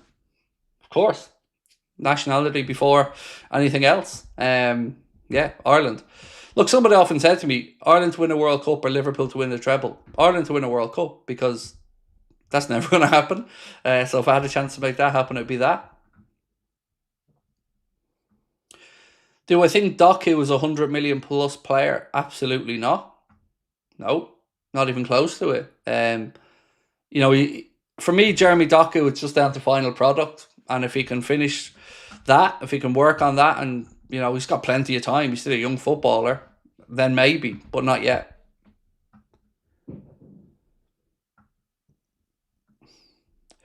When do you think Isak will get going? So initially, Stuart, when we signed Alexander Isak, I did say to everybody, I don't really expect to see the best of him until after the October international break. But because he's had an injury setback and we haven't really seen him for the last few weeks, I would push it a bit further back. So realistically, probably the other side of Christmas, but I hope a little bit sooner than that. But that's me being honest. Our bodies age, but our minds don't. We're still teenagers. 100%. I often smile when I see like judges or solicitors or, bankers going about their jobs and their suits. I know deep down. Well, I can't actually speak for women because, surprisingly, I'm not a woman. But as a man, I know men never grow up. We don't. As soon as we're sick, that's when you can tell we don't grow up, because as soon as we're sick, we all turn into man babies. And, man flu is difficult. Women don't know the pain of it. If Yildiz came to Liverpool, where would he play? I'm not sure. Adam, not sure. It's a fair question, dude, but I'm giving you an honest answer. I'm not sure. Look, for me, right now, if we're to bring in an attacking player, we need somebody in a wide position. Whether it's left or right, we need somebody with pace and we need somebody who can take on a player. So that's what I think we need in attack. I said this the other day, my priority list now is centre-back, number 1, a wide player, number 2, and a defensive midfielder, number 3. They're my priorities as a Liverpool fan, that I think we're in need of. Craig, how would you react if Ireland got second in a group and Hungary bottled it? Look, I'd be delighted. Look, I'm very disenfranchised as an Irish football fan. And I don't think I'm on my own here. It's a systemic thing, going right the way back for the FAI. I kind of lived through the glory age of Irish football. Not that it really was a glory age, but Italia 90. I'm old enough to remember the country when Italia 90 happened. And it was like nothing I've ever experienced before. Ireland back then was an economically dark place. Was, I won't say it was a rundown country, but times were tough in Ireland back then. And Italia 90, I think it gave us a national belief. Not national pride, because that's always been there, but a belief that we can go onto the world stage, be it on the sporting field, in the business field, and be something. And I think that changed Ireland's mentality. And from that point on, and then the Celtic Tiger kind of came, and, things changed in Ireland. Like, I was an 80s kid. It was so nowhere near as... the money wasn't there. in Ireland, that age group. You know, anybody my age in the chat will agree with me on this. You know, Ireland in the 80s was a very different place to Ireland now. Who do I support in the World Cup but not Ireland? 100% Argentina, mate. I ordered my Messi 10 Argentina World Cup jersey the other day. Got one for Lucas as well. And my wife got the Germany one. So she's pinning her colours to the Germany mast. She speaks German. And she's been over there a few times. So for me, I'm Argentina all the way. I'm an unashamed Messi fanboy. Would I go for president? No. No. Because president in Ireland, there's no power. It's like a diplomatic position, basically. And I wouldn't be the right type of person for that. I don't have the right type of character to be president of Ireland. I don't. I'm not even enough. I'm not level enough to be president of Ireland. My mouth can get me into trouble. So I don't think that would be right for me. But I have to say, the presidents we have had in this country, I think they've all been wonderful. Mary McAleese, Mary Robinson, Michael, our president that we have now, Mr. D. Higgins. Yeah, nothing but good things to say. I think they've all represented our country amazingly. Where did you get your jersey from for Messi? The Adidas website, or the app, I should say, sorry. Yeah, the Adidas app. I think it was €110, if I'm not mistaken, for the Messi shirt with 10 on the front and on the back. Alan McLaughlin sent us to the World Cup, my first memory of the Ireland team. Was, if I'm not mistaken, Copdock, was that against the North, up in Windsor Park? I think I have a recollection of that happening for the 94 World Cup. Craig, even though you once said you don't like Ronaldo, would you say he's better than Messi? No. It's not even a conversation. I don't get this one bit. Look, here's my take on Ronaldo versus Messi. Messi is the better footballer in almost every facet. But what I will always give Cristiano Ronaldo credit for is, I don't know if there's a footballer who's worked harder on his game and on his everything to get the very, very most out of what he has. I'll always give Ronaldo credit for that. But, you know, Lionel Messi just makes my heart sing as a football fan. You know, you see that lad do things with a football and just get through players that, you know, he doesn't have the physical strength. He doesn't have the aerial prowess of a Cristiano Ronaldo.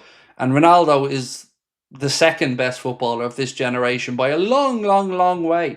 But Leo's the guy. Messi is that guy. He is it. You know, my only argument is Maradona or Messi. For me, they're the two arguments about who's the greatest ever. But I get really worked up about this because I don't even think it's a debate. I think Messi is head and shoulders above everybody else. Harry said, I'm autistic and have borderline personality disorder. I often tell people I have an emotional capacity of an 11-year-old. I've also considered running as an MP, but I'm not sure I'd get votes. Well, I'm autistic as well. As you know, Harry, I have Asperger's.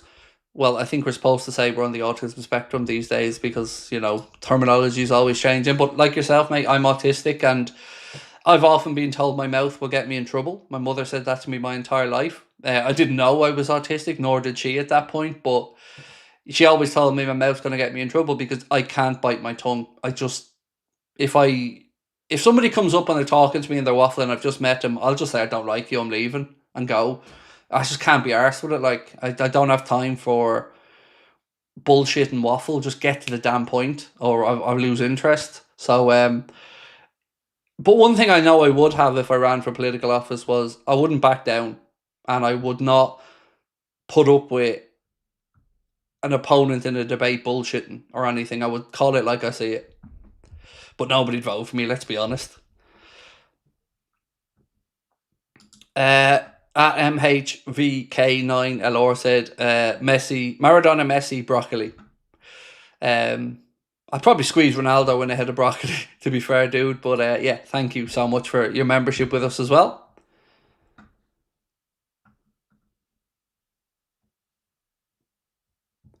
Who would you say would be a good manager for Ireland instead of the dentist fella? God, it's a good question. Look, you'd want to be realistic about the answer. You'd want somebody in who gets Irish football, but who's you're realistic about. We're never going to go out there and play like prime Barcelona.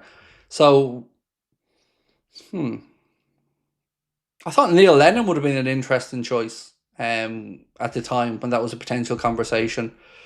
Also, wouldn't mind eventually Roy Keane getting a crack at it. In all honesty, I think they did John O'Shea dirty. I think John O'Shea should have been given the job, because for a few reasons. He might not have the managerial pedigree, but find me a better servant to Irish football. John O'Shea, Shay Given, James McLean, just absolute incredible servants to Irish football. And I think that they shafted John O'Shea when they didn't give him the job.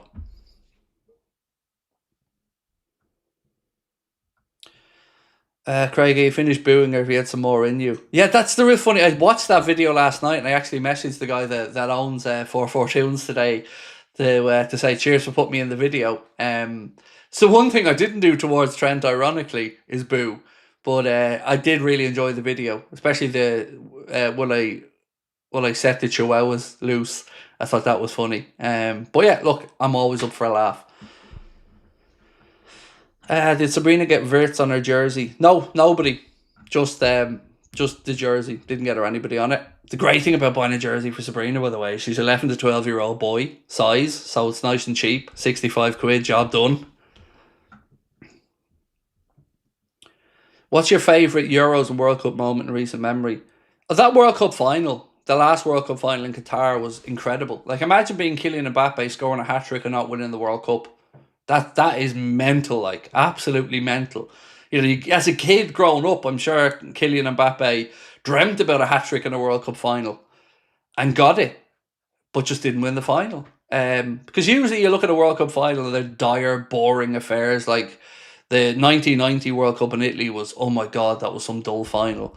So that last one was incredible. Other great moments, Stuttgart 88. For me as an Irish fan, again, World Cup 90, getting the equaliser against England after Lineker had put England ahead.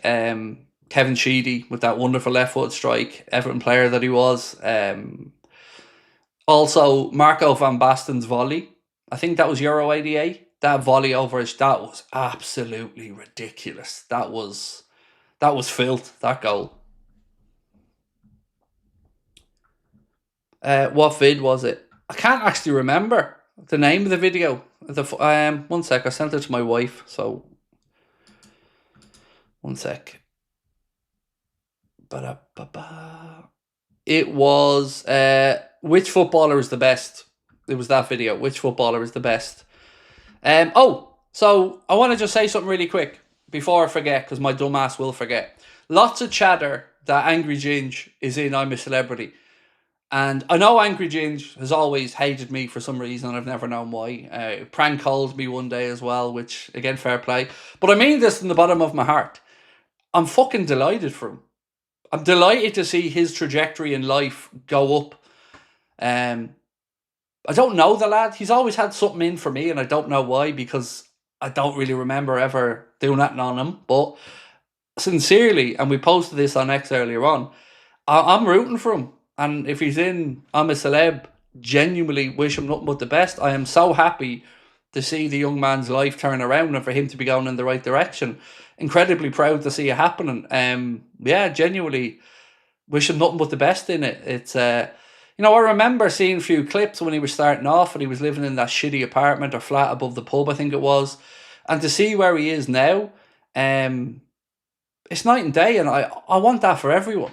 I want everyone to have that ability to go out and improve their lives and to live the dream. I never begrudge anybody it, and I definitely don't begrudge him it. So, sincerely, if he's in I'm a Celeb, he'd be getting the vote from the Houlden household, and we'll be cheering him on.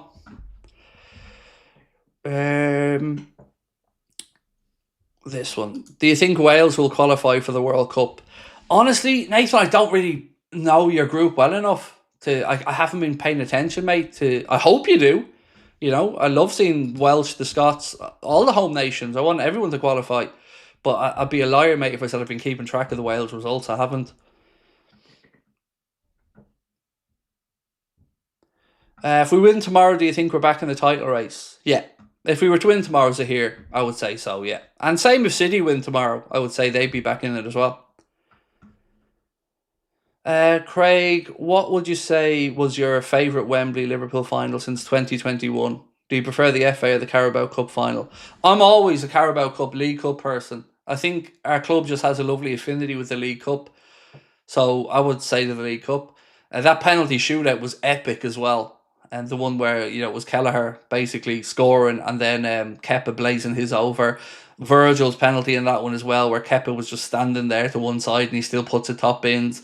That was brilliant. Craig, will you watch I'm a Celeb? So if Angry Ginge is in it, I will, yeah, definitely. Vogue Williams, an Irish personality, is in it as well. Vogue's a really nice lady. I've never met her, but always comes across very well, and I think she does as a very sincere person. So yeah, I definitely tune in. Would I go on I'm a Celeb? I don't think I would, and here's why. I'm a pussy when it comes to being outdoors and like midget bites, and I get really bad hay fever and all. So it's not that I wouldn't want to do it. It's that I think honestly, it wouldn't be the right one for me. Big Brother would be more me. Big Brother would be like our Traders. They're the type of shows I think would suit my personality type better. Did you see the overlap take on Trent being booed? I did, and here's what I think of that. Fuck Roy Keane and his stupid opinion. Liverpool fans like to think that they have class. Well, like I said the other day, he only said that to set up his own belittling of Liverpool fans for booing. I couldn't give a fuck what Jill Scott, Roy Keane or anybody else has to say to Liverpool fans. Because I'm a Liverpool fan, I know how my fellow Liverpool fans feel, and they pay their money to go to the games. They're perfectly within their rights to have their say, and Keane can stick it. It's as simple as that. Mr. Soundbite can just continue to... I'll do what I always do, which is defend my fellow Liverpool fans, because they've every right. They did their job. I thought Jude Bellingham talked about it really well when he said they were there to get their team over the line and do their job. Simple as. Liverpool fans know what Trent did to get out. They know. It's as simple as that. And all this fucking moral high horse nonsense from everybody else can do them. I don't remember hearing the same thing when Spurs were booed off, when they lost at home to Chelsea. Like I said, other teams booed every single week, but for some reason Liverpool fans feel betrayed by Trent. Some, not all, and let it be known. What they don't say, though, and what I think Mr. Keane and Miss Scott forget to mention is the send-off he was given at Anfield. Like, it's not like they haven't acknowledged Trent's time at the club. You go back and watch the day we were given the Premier League trophy. Trent absolutely got his respect and his admiration from the fan base and the cop. 100% got it. But he's an opposing player now, coming back. And some people feel like he stuck two fingers up to the fans in the way he went about it. If they can't see that, I don't know what to say to them.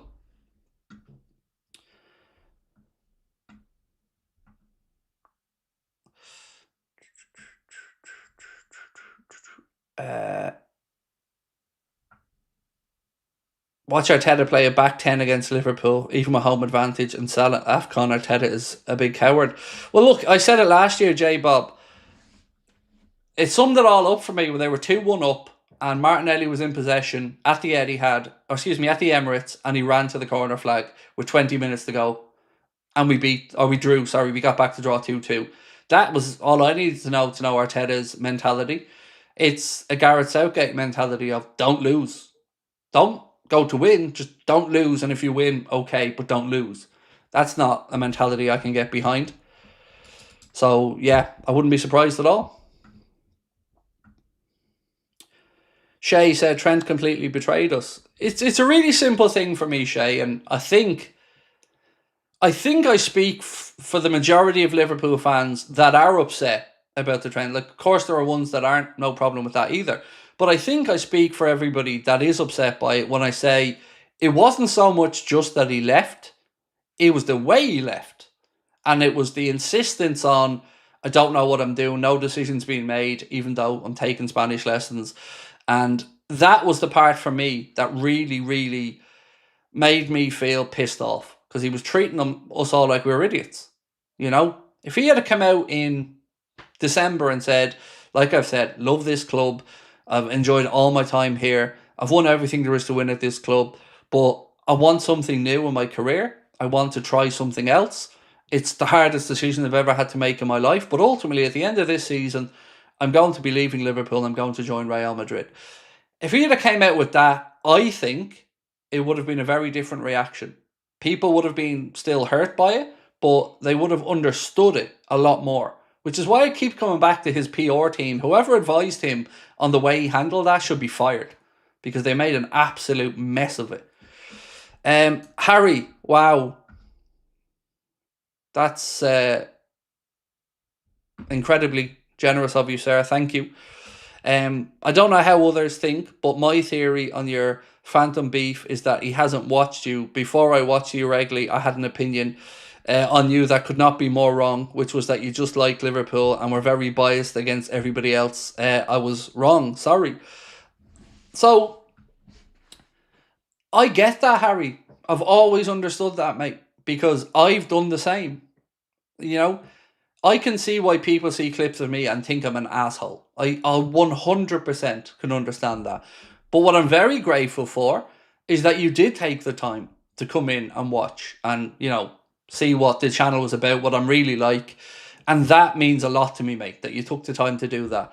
But I'll never judge anybody for that, because I've done it to others. You know, I've seen clips of people that I thought I had the measure of them. And then I watched a bit more and I thought, no, I'm getting this person at their best or worst moments, at their most worked up, or, you know, because that's what social media is. That's what spreads, you know. Let's all come in and banter the lad who's losing his mind because Liverpool are losing and shit like that. And sometimes I don't help myself as well. You know, I play the game a bit as well with it. You know, I give as good as I take. But that's why the racism shit, and everyone keeps telling me not to keep bringing this up, by the way, but that's why it cuts so deep with me, because I give my heart every single night I'm on here. I'm as honest as I can be. I'm as open as I can be about everything I can. And to be accused of that one thing, which is something I feel so strongly against in a very vociferal way, that broke me. That broke me. And it's the only time in my life I consider the unthinkable. And yeah, it scared me. It scared me how quickly that went across social media and how quickly people were willing to think the worst of you. When I think, like, I've 8 years of a body of work to show what type of person I am. Yeah, that fucking scared me, man. But apart from that, like I said, thank you. I appreciate it. But I understand, like I said, I've judged people as well. Didn't Real Madrid offer 20 million for Trent before his contract run out, and didn't we get 10 million from eventually?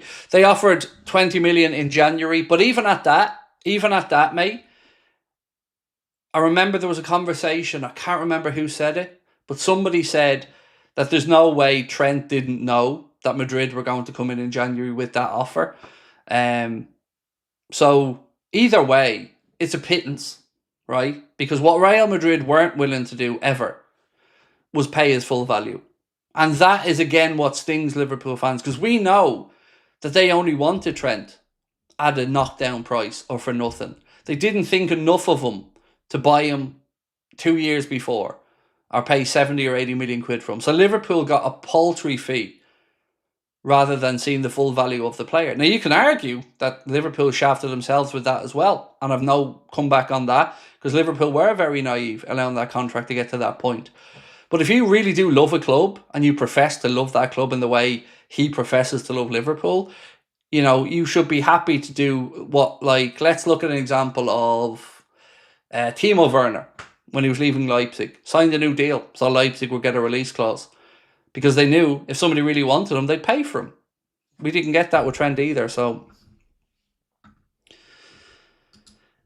Jamie said Harry shitting himself, he meant to send $9.99. If ever that does happen with people, mate, and I've said it before with big donations, reach out, we'll figure it out. I never want anybody to be out of pocket or to put themselves into trouble like that. Always happy to figure that out behind the scenes.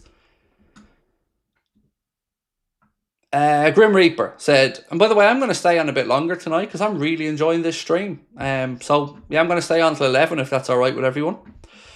So it's one thing for rival fans to say their opinion on Trent, but it's another for them to tell us how to feel, saying what a horrible fan base, you'll never walk alone unless you leave Liverpool, they're clueless. Exactly. And like I keep saying, flipping it, I keep using Saka as the example, but imagine he went to Real Madrid in 3 years. So imagine Arsenal win the league this year, they win the Champions League next year, and Saka is at the height of his adoration from Arsenal fans. And then he walks out the door for nothing and goes to Barcelona. Am I supposed to believe that when he returns to the Emirates, he's going to be applauded and nobody is going to be annoyed by him walking out the door for free after coming up through the... Oh, fuck off. Do you know what I mean? It's never happening. And that isn't a dig at Arsenal fans. It's just human nature.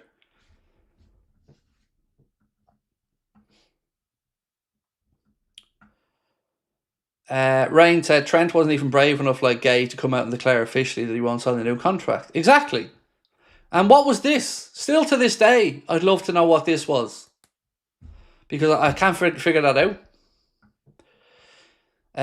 This stream has been really fun. Thank you, Billy. That's what I'm saying. I'm really enjoying it as well. So I want to keep it going. So yeah, let's keep going till 11. Zahir said, Craig, I think when Salah goes to the AFCON, we'll play our best football. We need to start learning how to play without him. I don't know about you. So I'm not sure on the we'll play our best football bit, but I definitely agree on we need to learn to play without him. And it will be interesting to see if there's any other tweaks made to here to the way that we play. It's a really difficult conversation when we speak about Mohamed Salah because Father Time's undefeated and there will come a time where it shows. And that's going to be incredibly sad because not one Liverpool fan takes any pleasure in saying Salah hasn't played well on a particular day because we all absolutely idolise him to bits. But we also know that a time will come when we have to look past and move past. And you have to be open to that change coming and being staggered and, you know, it's just coming to a natural conclusion. But it's so difficult because my lived experience as a Liverpool fan is dare question Salah and so many accusations come against you. Not from Liverpool fans, from Salah fans. And that's difficult because you want to be honest. You want to praise where praise is due and you want to be critical where criticism is due. And the end of Salah's time at Liverpool is going to be heartbreaking because he has... I can't even summarise it well enough to say what he's done at this club and for this club. He has torn up the history books. He has delivered year on year. He has been an absolute joy as a human being to support. You know, he's an incredibly good-hearted man. You know, he wants the best for the world. You just know he is a lovable, adorable, good human being. But if you can't be honest in a conversation and say, this didn't work, or he's slowing down this, or so you might as well throw it in, you know, because it doesn't mean you don't love and respect him. You do, but you want your club to win as well. And if you can see that one thing isn't what it used to be and there's a chance to change it around and go in another direction, I mean, what are you supposed to do? It's so difficult because we all love him to bits. Argentina versus Iceland, 18 World Cup, 1-1 draw. What a game. Me and my wife were sat with 100 plus Argentinian fans in a bar in Tenerife. They sang and shouted but shook our hands full time. Class. Love it. That's what football should be about. And I'm really glad, you know, I know for you and your country, Iceland, which, by the way, mate, what a beautiful country. I'm lucky enough, Cop Ice, a gentleman who was, I'm not sure if he's still on X, but when I used to be on there, I used to interact with him quite a bit. Liverpool fan that lived in Iceland. And he used to post some images of, you know, the family out and about or him and his kids' games or whatever. And the scenery, man, wow, what a beautiful country. But yeah, that's what football fans are all about. And I'm glad to hear you had that experience. Adrian said, great stream today, mate. Glad you're staying on. Englishman in California. Stuck at work listening like I often do. Really helped me through my shift. Appreciate you, Adrian. extremely jealous that you're over in sunny California, mate, and I'm here in rather miserable and cold Ireland. But yeah, thank you. I appreciate your support. Ben said, I found the channel half a year ago, loved it, and this is my highlight every day joining in. So that's one of the things I'm most proud of about our channel is like our retention rate of viewers is really good. It's so hard to get people to know you exist, but we find that our retention rate when people come to the channel and retention rate, excuse me, is really good. And that's something I'm really proud of because like I said, when Harry posted earlier, I get people seeing a clip of me and thinking I'm an asshole. I never judge anybody for that, but come in and have a watch and give us half an hour of your time, and I'd like to think you might leave with a different opinion. Kenny documentary is incredible. Paul, I still haven't got round to watch that, and I don't know if it's because I don't really watch Prime much, but I must get around to watching that. Do you know what I actually did watch last night? I finished watching the Pamela Anderson documentary that's on Netflix. Now I think it's a few years old or whatever, but really, really interesting documentary. Because when I was growing up, Pamela Anderson was the pin-up girl. She was the sex idol, whatever you want to call it, of our era. But to hear her own story, I found it very interesting.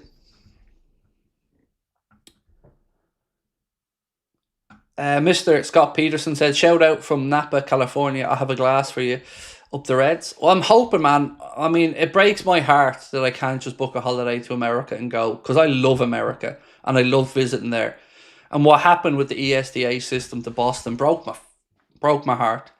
For me to go to America now, I need to fill out a ridiculously long application form for a 10-year holiday visa, and then I need to go and have an interview with the embassy, all for one tiny misunderstanding on a bit of paperwork on a form.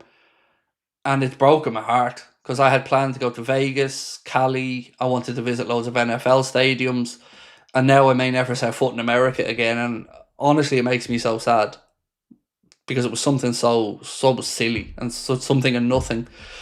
So yeah, sorry I went down that route there because I'd love to be over there with you having a glass of red wine from Napa Valley. And then maybe someday, mate. Maybe someday. If anybody could help me out with that paperwork as well, it's so fucking daunting looking at it. Honestly, not joking when I say we asked less questions getting a mortgage than trying to get that 10-year holiday visa. When did a Real Madrid player last come to Liverpool? I want to say it was Arbeloa, but I might be wrong. Nervous for tomorrow, would you take a draw? I probably would, yeah. I probably would with the week we've had and with Arsenal dropping points. Of course you want to win.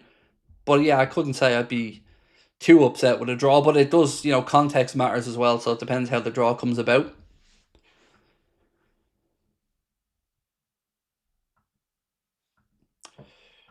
Linda Lissardi was mine. I remember. Yeah, Dave, good shout. Good shout. Have you seen the River Plate fan singing "Si Senor"? Oh, it's incredible. I often go back to watch that on YouTube. Actually, the River Plate fans singing that, and with the translation underneath it, it is you can feel the camera vibrating in the stadium. Like, it's incredible. Arbeloa left us from Madrid. I think he came in from Madrid as well, though, if I'm not mistaken. I could be wrong, but I thought he came in and out. And then on top of that, there was the guy who was included in the Michael Owen exchange. I can't remember his name off the top of my head. Can't remember his name, but there was somebody included in the Michael Owen deal as well.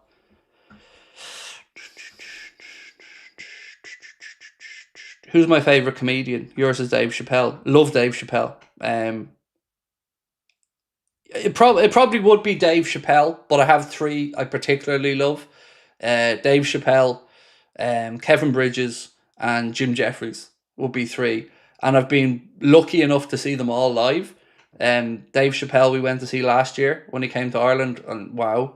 But yeah, I'm a comedy nerd. So, even doing the live shows that we've done in the Hot Water Comedy Club, it makes me feel so proud to see my name there. But yeah, those three. And also love... Look, man, I could sit here and do 2 hours talking about comedians and tell you my list of favourites, but Yeah, Chappelle's amazing. And Fluffy as well. We went to see Gabriel Iglesias. Love Fluffy as well, so that was cool to go and see him. There's only one comedian that I've actually felt disappointed going to see. No, I tell you a lie, there's been two. And this isn't a slight on them. Maybe it was a bad night. But I went to see John Bishop and I didn't find it one bit funny. I just didn't. I don't know. I just did not enjoy that show one bit. And I went to see Chris Rock and I didn't enjoy that either because I don't think he's been the same as when he was that angry young man coming up. So those two were probably some disappointing. But again, I could have got both on an off night. Oh, and also Reginald D. Hunter. I've seen him a few times. I love Reginald D. Hunter as well. Was it Morientes? He was only a loan, so I don't think that even counts for us. Morientes, Nuri Sahin, both loans, so I don't really count them. Going to see Peter Kay next year. Nice. Sabrina didn't want to come with me. Kane. I was going to go to Peter Kay, but she didn't want to come with me. She's not really a Peter Kay fan. But yeah, I'd love to go. Two comedians. Actually, there's three comedians. My wife's always said to me she refuses to come with me to see. Dara O'Brien, ironically. Frankie Boyle and Peter Kay. Frankie Boyle for a very different reason to the others. But yeah, other than that, yeah, I'd love to be going as well, Kane. What NFL team do I support? The Packers. The Packers. David said, my wife is an immigration barrister if you need any help for free, Craig. Oh, David, you don't know what that would mean, mate. I don't know if it's the autism part of me, but when I see the paperwork, my eyes gloss over and I just want to throw it in the bin. It's just too much. I can't go through it. It's overwhelming for me, mate. I can't do it. So, hand on heart, any help, because I want to get back to America. I love America. I love visiting America, and I plan to visit a lot more. But, being taken off the visa waiver program, it's heartbreaking. It really is heartbreaking. So yeah, man, that would be incredible. Any help I could get would be incredible. Even just to, get the holiday visa. But one thing that did come out of it semi-positive was the lady from the Department of Homeland Security did say to me, your channel's probably big enough that you could get, it's some variation, it's not called an influencer visa, I think it's called a P1 visa or something. She said you could probably get a visa to come and live and work in America because of the size of your channel, which was cool. But I just want a holiday, man. I just want to go there on holiday because I love it.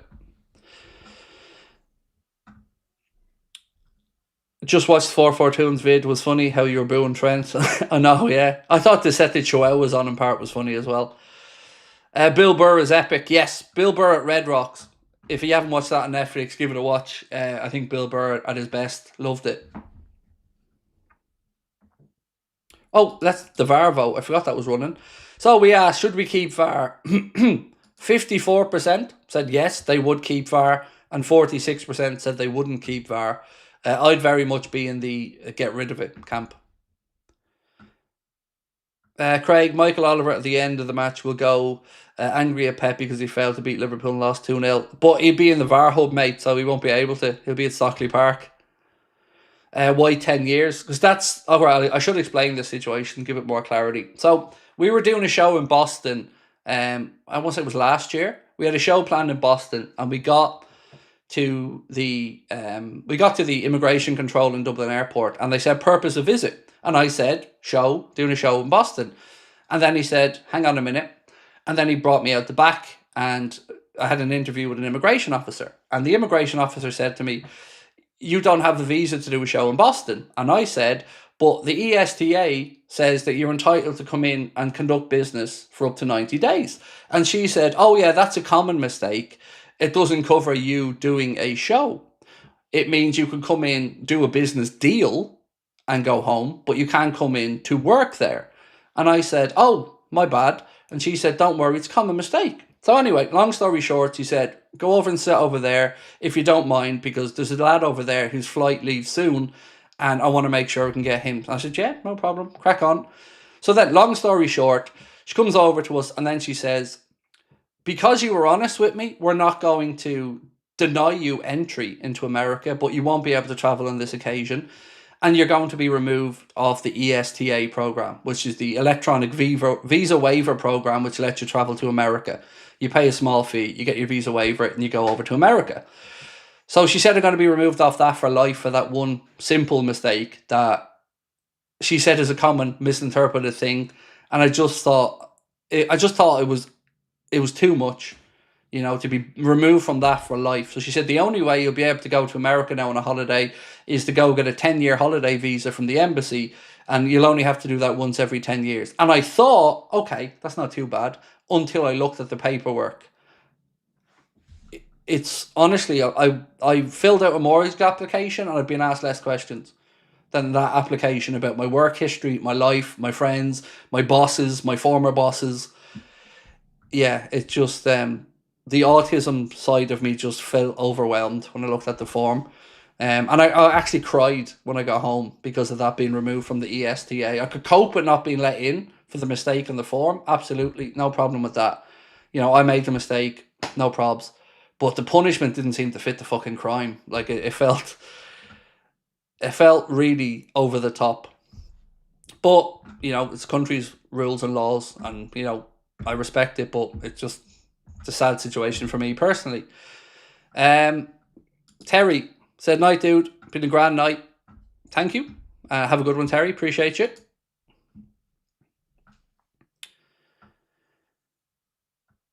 Yeah, Billy said, that's so weird. Craig didn't know it was that much work and stress. Nor did I. That's why when she said you can get the 10-year holiday visa, I just thought, okay, fair enough. I'll go do that then. Until I looked at it and, just very overwhelming to fill it in and look at it. Like, there was genuinely questions on the form I can't answer. And I mean, because I don't know the answer to them. It was, a shit one. Right. So you got the stick for a common mistake. Yep. And do you know what really, really, really hurt? There was other content creators in America at that time that went through and said they were on a holiday and didn't fess up. But I was honest, and I got shafted for being honest. That's the part that really made it hurt. If I had just said holiday, I'd have gone through and I'd have been in America, done the show in Boston, and I'd have come home. Because we tried, to give you more explanation, we tried to do it right. We'd registered over there with the, what's the tax agency in America called again? Not the Inland Revenue, that's England. Whatever the fucking, what's it called? Americans, help me out here. Your tax registration. I can't think what they're called. IRS, thank you. We'd registered with the IRS and everything. We tried to do everything as honestly as we could. We'd registered to the IRS. We got the tax forms to say we were doing the show. So we thought, cool, we're doing everything the right way. And apart from losing the $6,000 that we lost for the show, the flights, the accommodation and all, me and Connor got removed off the ESTAs for life.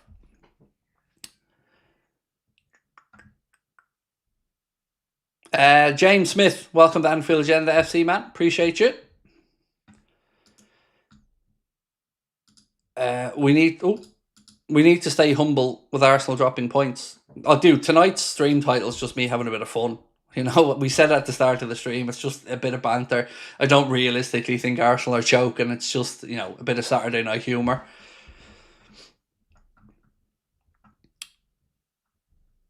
Do you agree with me that tomorrow is a must win? No, I wouldn't go as far as to say must win, because it's a very difficult place to go at any point. I would say if we win, we're back in the title race. If we don't win, we have a load of work to do. But I just can't get to the point of saying it's a must win, because at any point, anybody can go there and drop points because it's a tough fixture. Ideally, we'd a win, yes.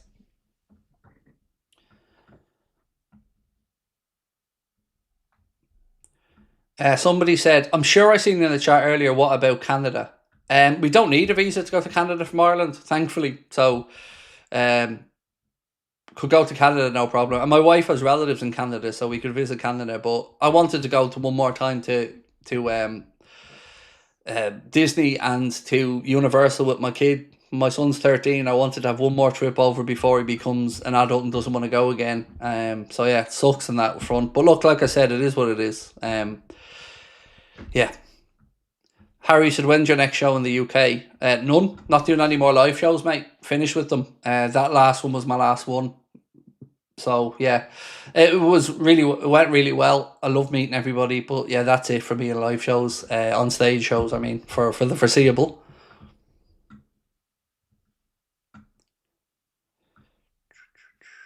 Would I have Haaland or Ekitike? Look, I'm not going to sit here and say Haaland isn't a goal machine, but you know, I'm very happy with what we do have, rather than coveting what we don't have. You know, right now Haaland, of course, is the better player with the higher goal scoring rate. No denying that. But I do like the players that we have. Did I see Bray Wanderers versus Waterford yesterday? I didn't. No. I've relations in Alberta, so happy days. Nice. My wife. 3 lots of my wife's aunts and uncles emigrated from Ireland to Canada about 20 years ago. Actually, longer than that. About 30 years ago. Could you go to Canada and then go to America, or am I just completely wrong? No, I'd still have to go through border control. And I wouldn't want to do anything dodgy like that. I'd just like to sort it out and get back to America, a country that I love. Yeah, look, like I said, it just sucks because we've been there 6 times to Florida. We love it. And we want to go back again as a family one more time. And I'm the reason we can't go. Because my wife and kids can go. They're still on the ESTA program. I'm the reason we can't go. And that really hurts. Have you seen Lee Gunner's reaction to the second Sunderland goal? I haven't yet, but I always watch back Lee's content later on. I love Lee. Lee's a good dude and a good friend of mine as well. Do I know Arsenal have 9 forwards with Havertz and Jesus back? Yeah, they certainly, like I said, the squad that they've built there, they've got depth. They really do. That's why, you know, that and their good defence makes me feel like it's going to take a lot for them to drop the points we need to get back in. But if we can win tomorrow and get within 5 points, that's certainly a far better situation than we're currently in. Right. I can understand why you don't want to do it the right way. I was just thinking of a possible way you could go. Yeah, of course, I get that, mate. I appreciate it, but like I said, I just I don't want to get into nefarious means or anything. I want to do the right way. Craig, you watched the new show about Guinness? Something about Ireland started yesterday. Love from Toronto. I've seen it on Netflix. I just haven't got around. I really struggle to watch historical stuff or historical based stuff like that. So not sure if it will be my cup of tea, but it's on my to watch list just in case. But it's kind of low down on the list, to be honest. Right. I'm going to say goodnight, ladies and gents. Thank you. I've really enjoyed tonight's stream. It's been lots of fun. Tomorrow, our coverage for the match starts from 3:15. So I hope you can join us for the watch along, match reaction, player ratings video. And we'll also have a late night agenda tomorrow night. So if I can ask you one more favour before you go, do hit that like button for me. Emotions in the stress said watch Yellowstone. Oh, I've watched it. Love it. Loved it. Rewatched it as well. Absolutely loved Yellowstone. Kevin Costner can do no wrong in my eyes as an actor. So yeah, watched it, loved it. I've even watched Landman as well. Series 1 of that. Really enjoyed that with Billy Bob Thornton. So yeah. Right. Appreciate you folks. We'll see you tomorrow. Much love. Bye.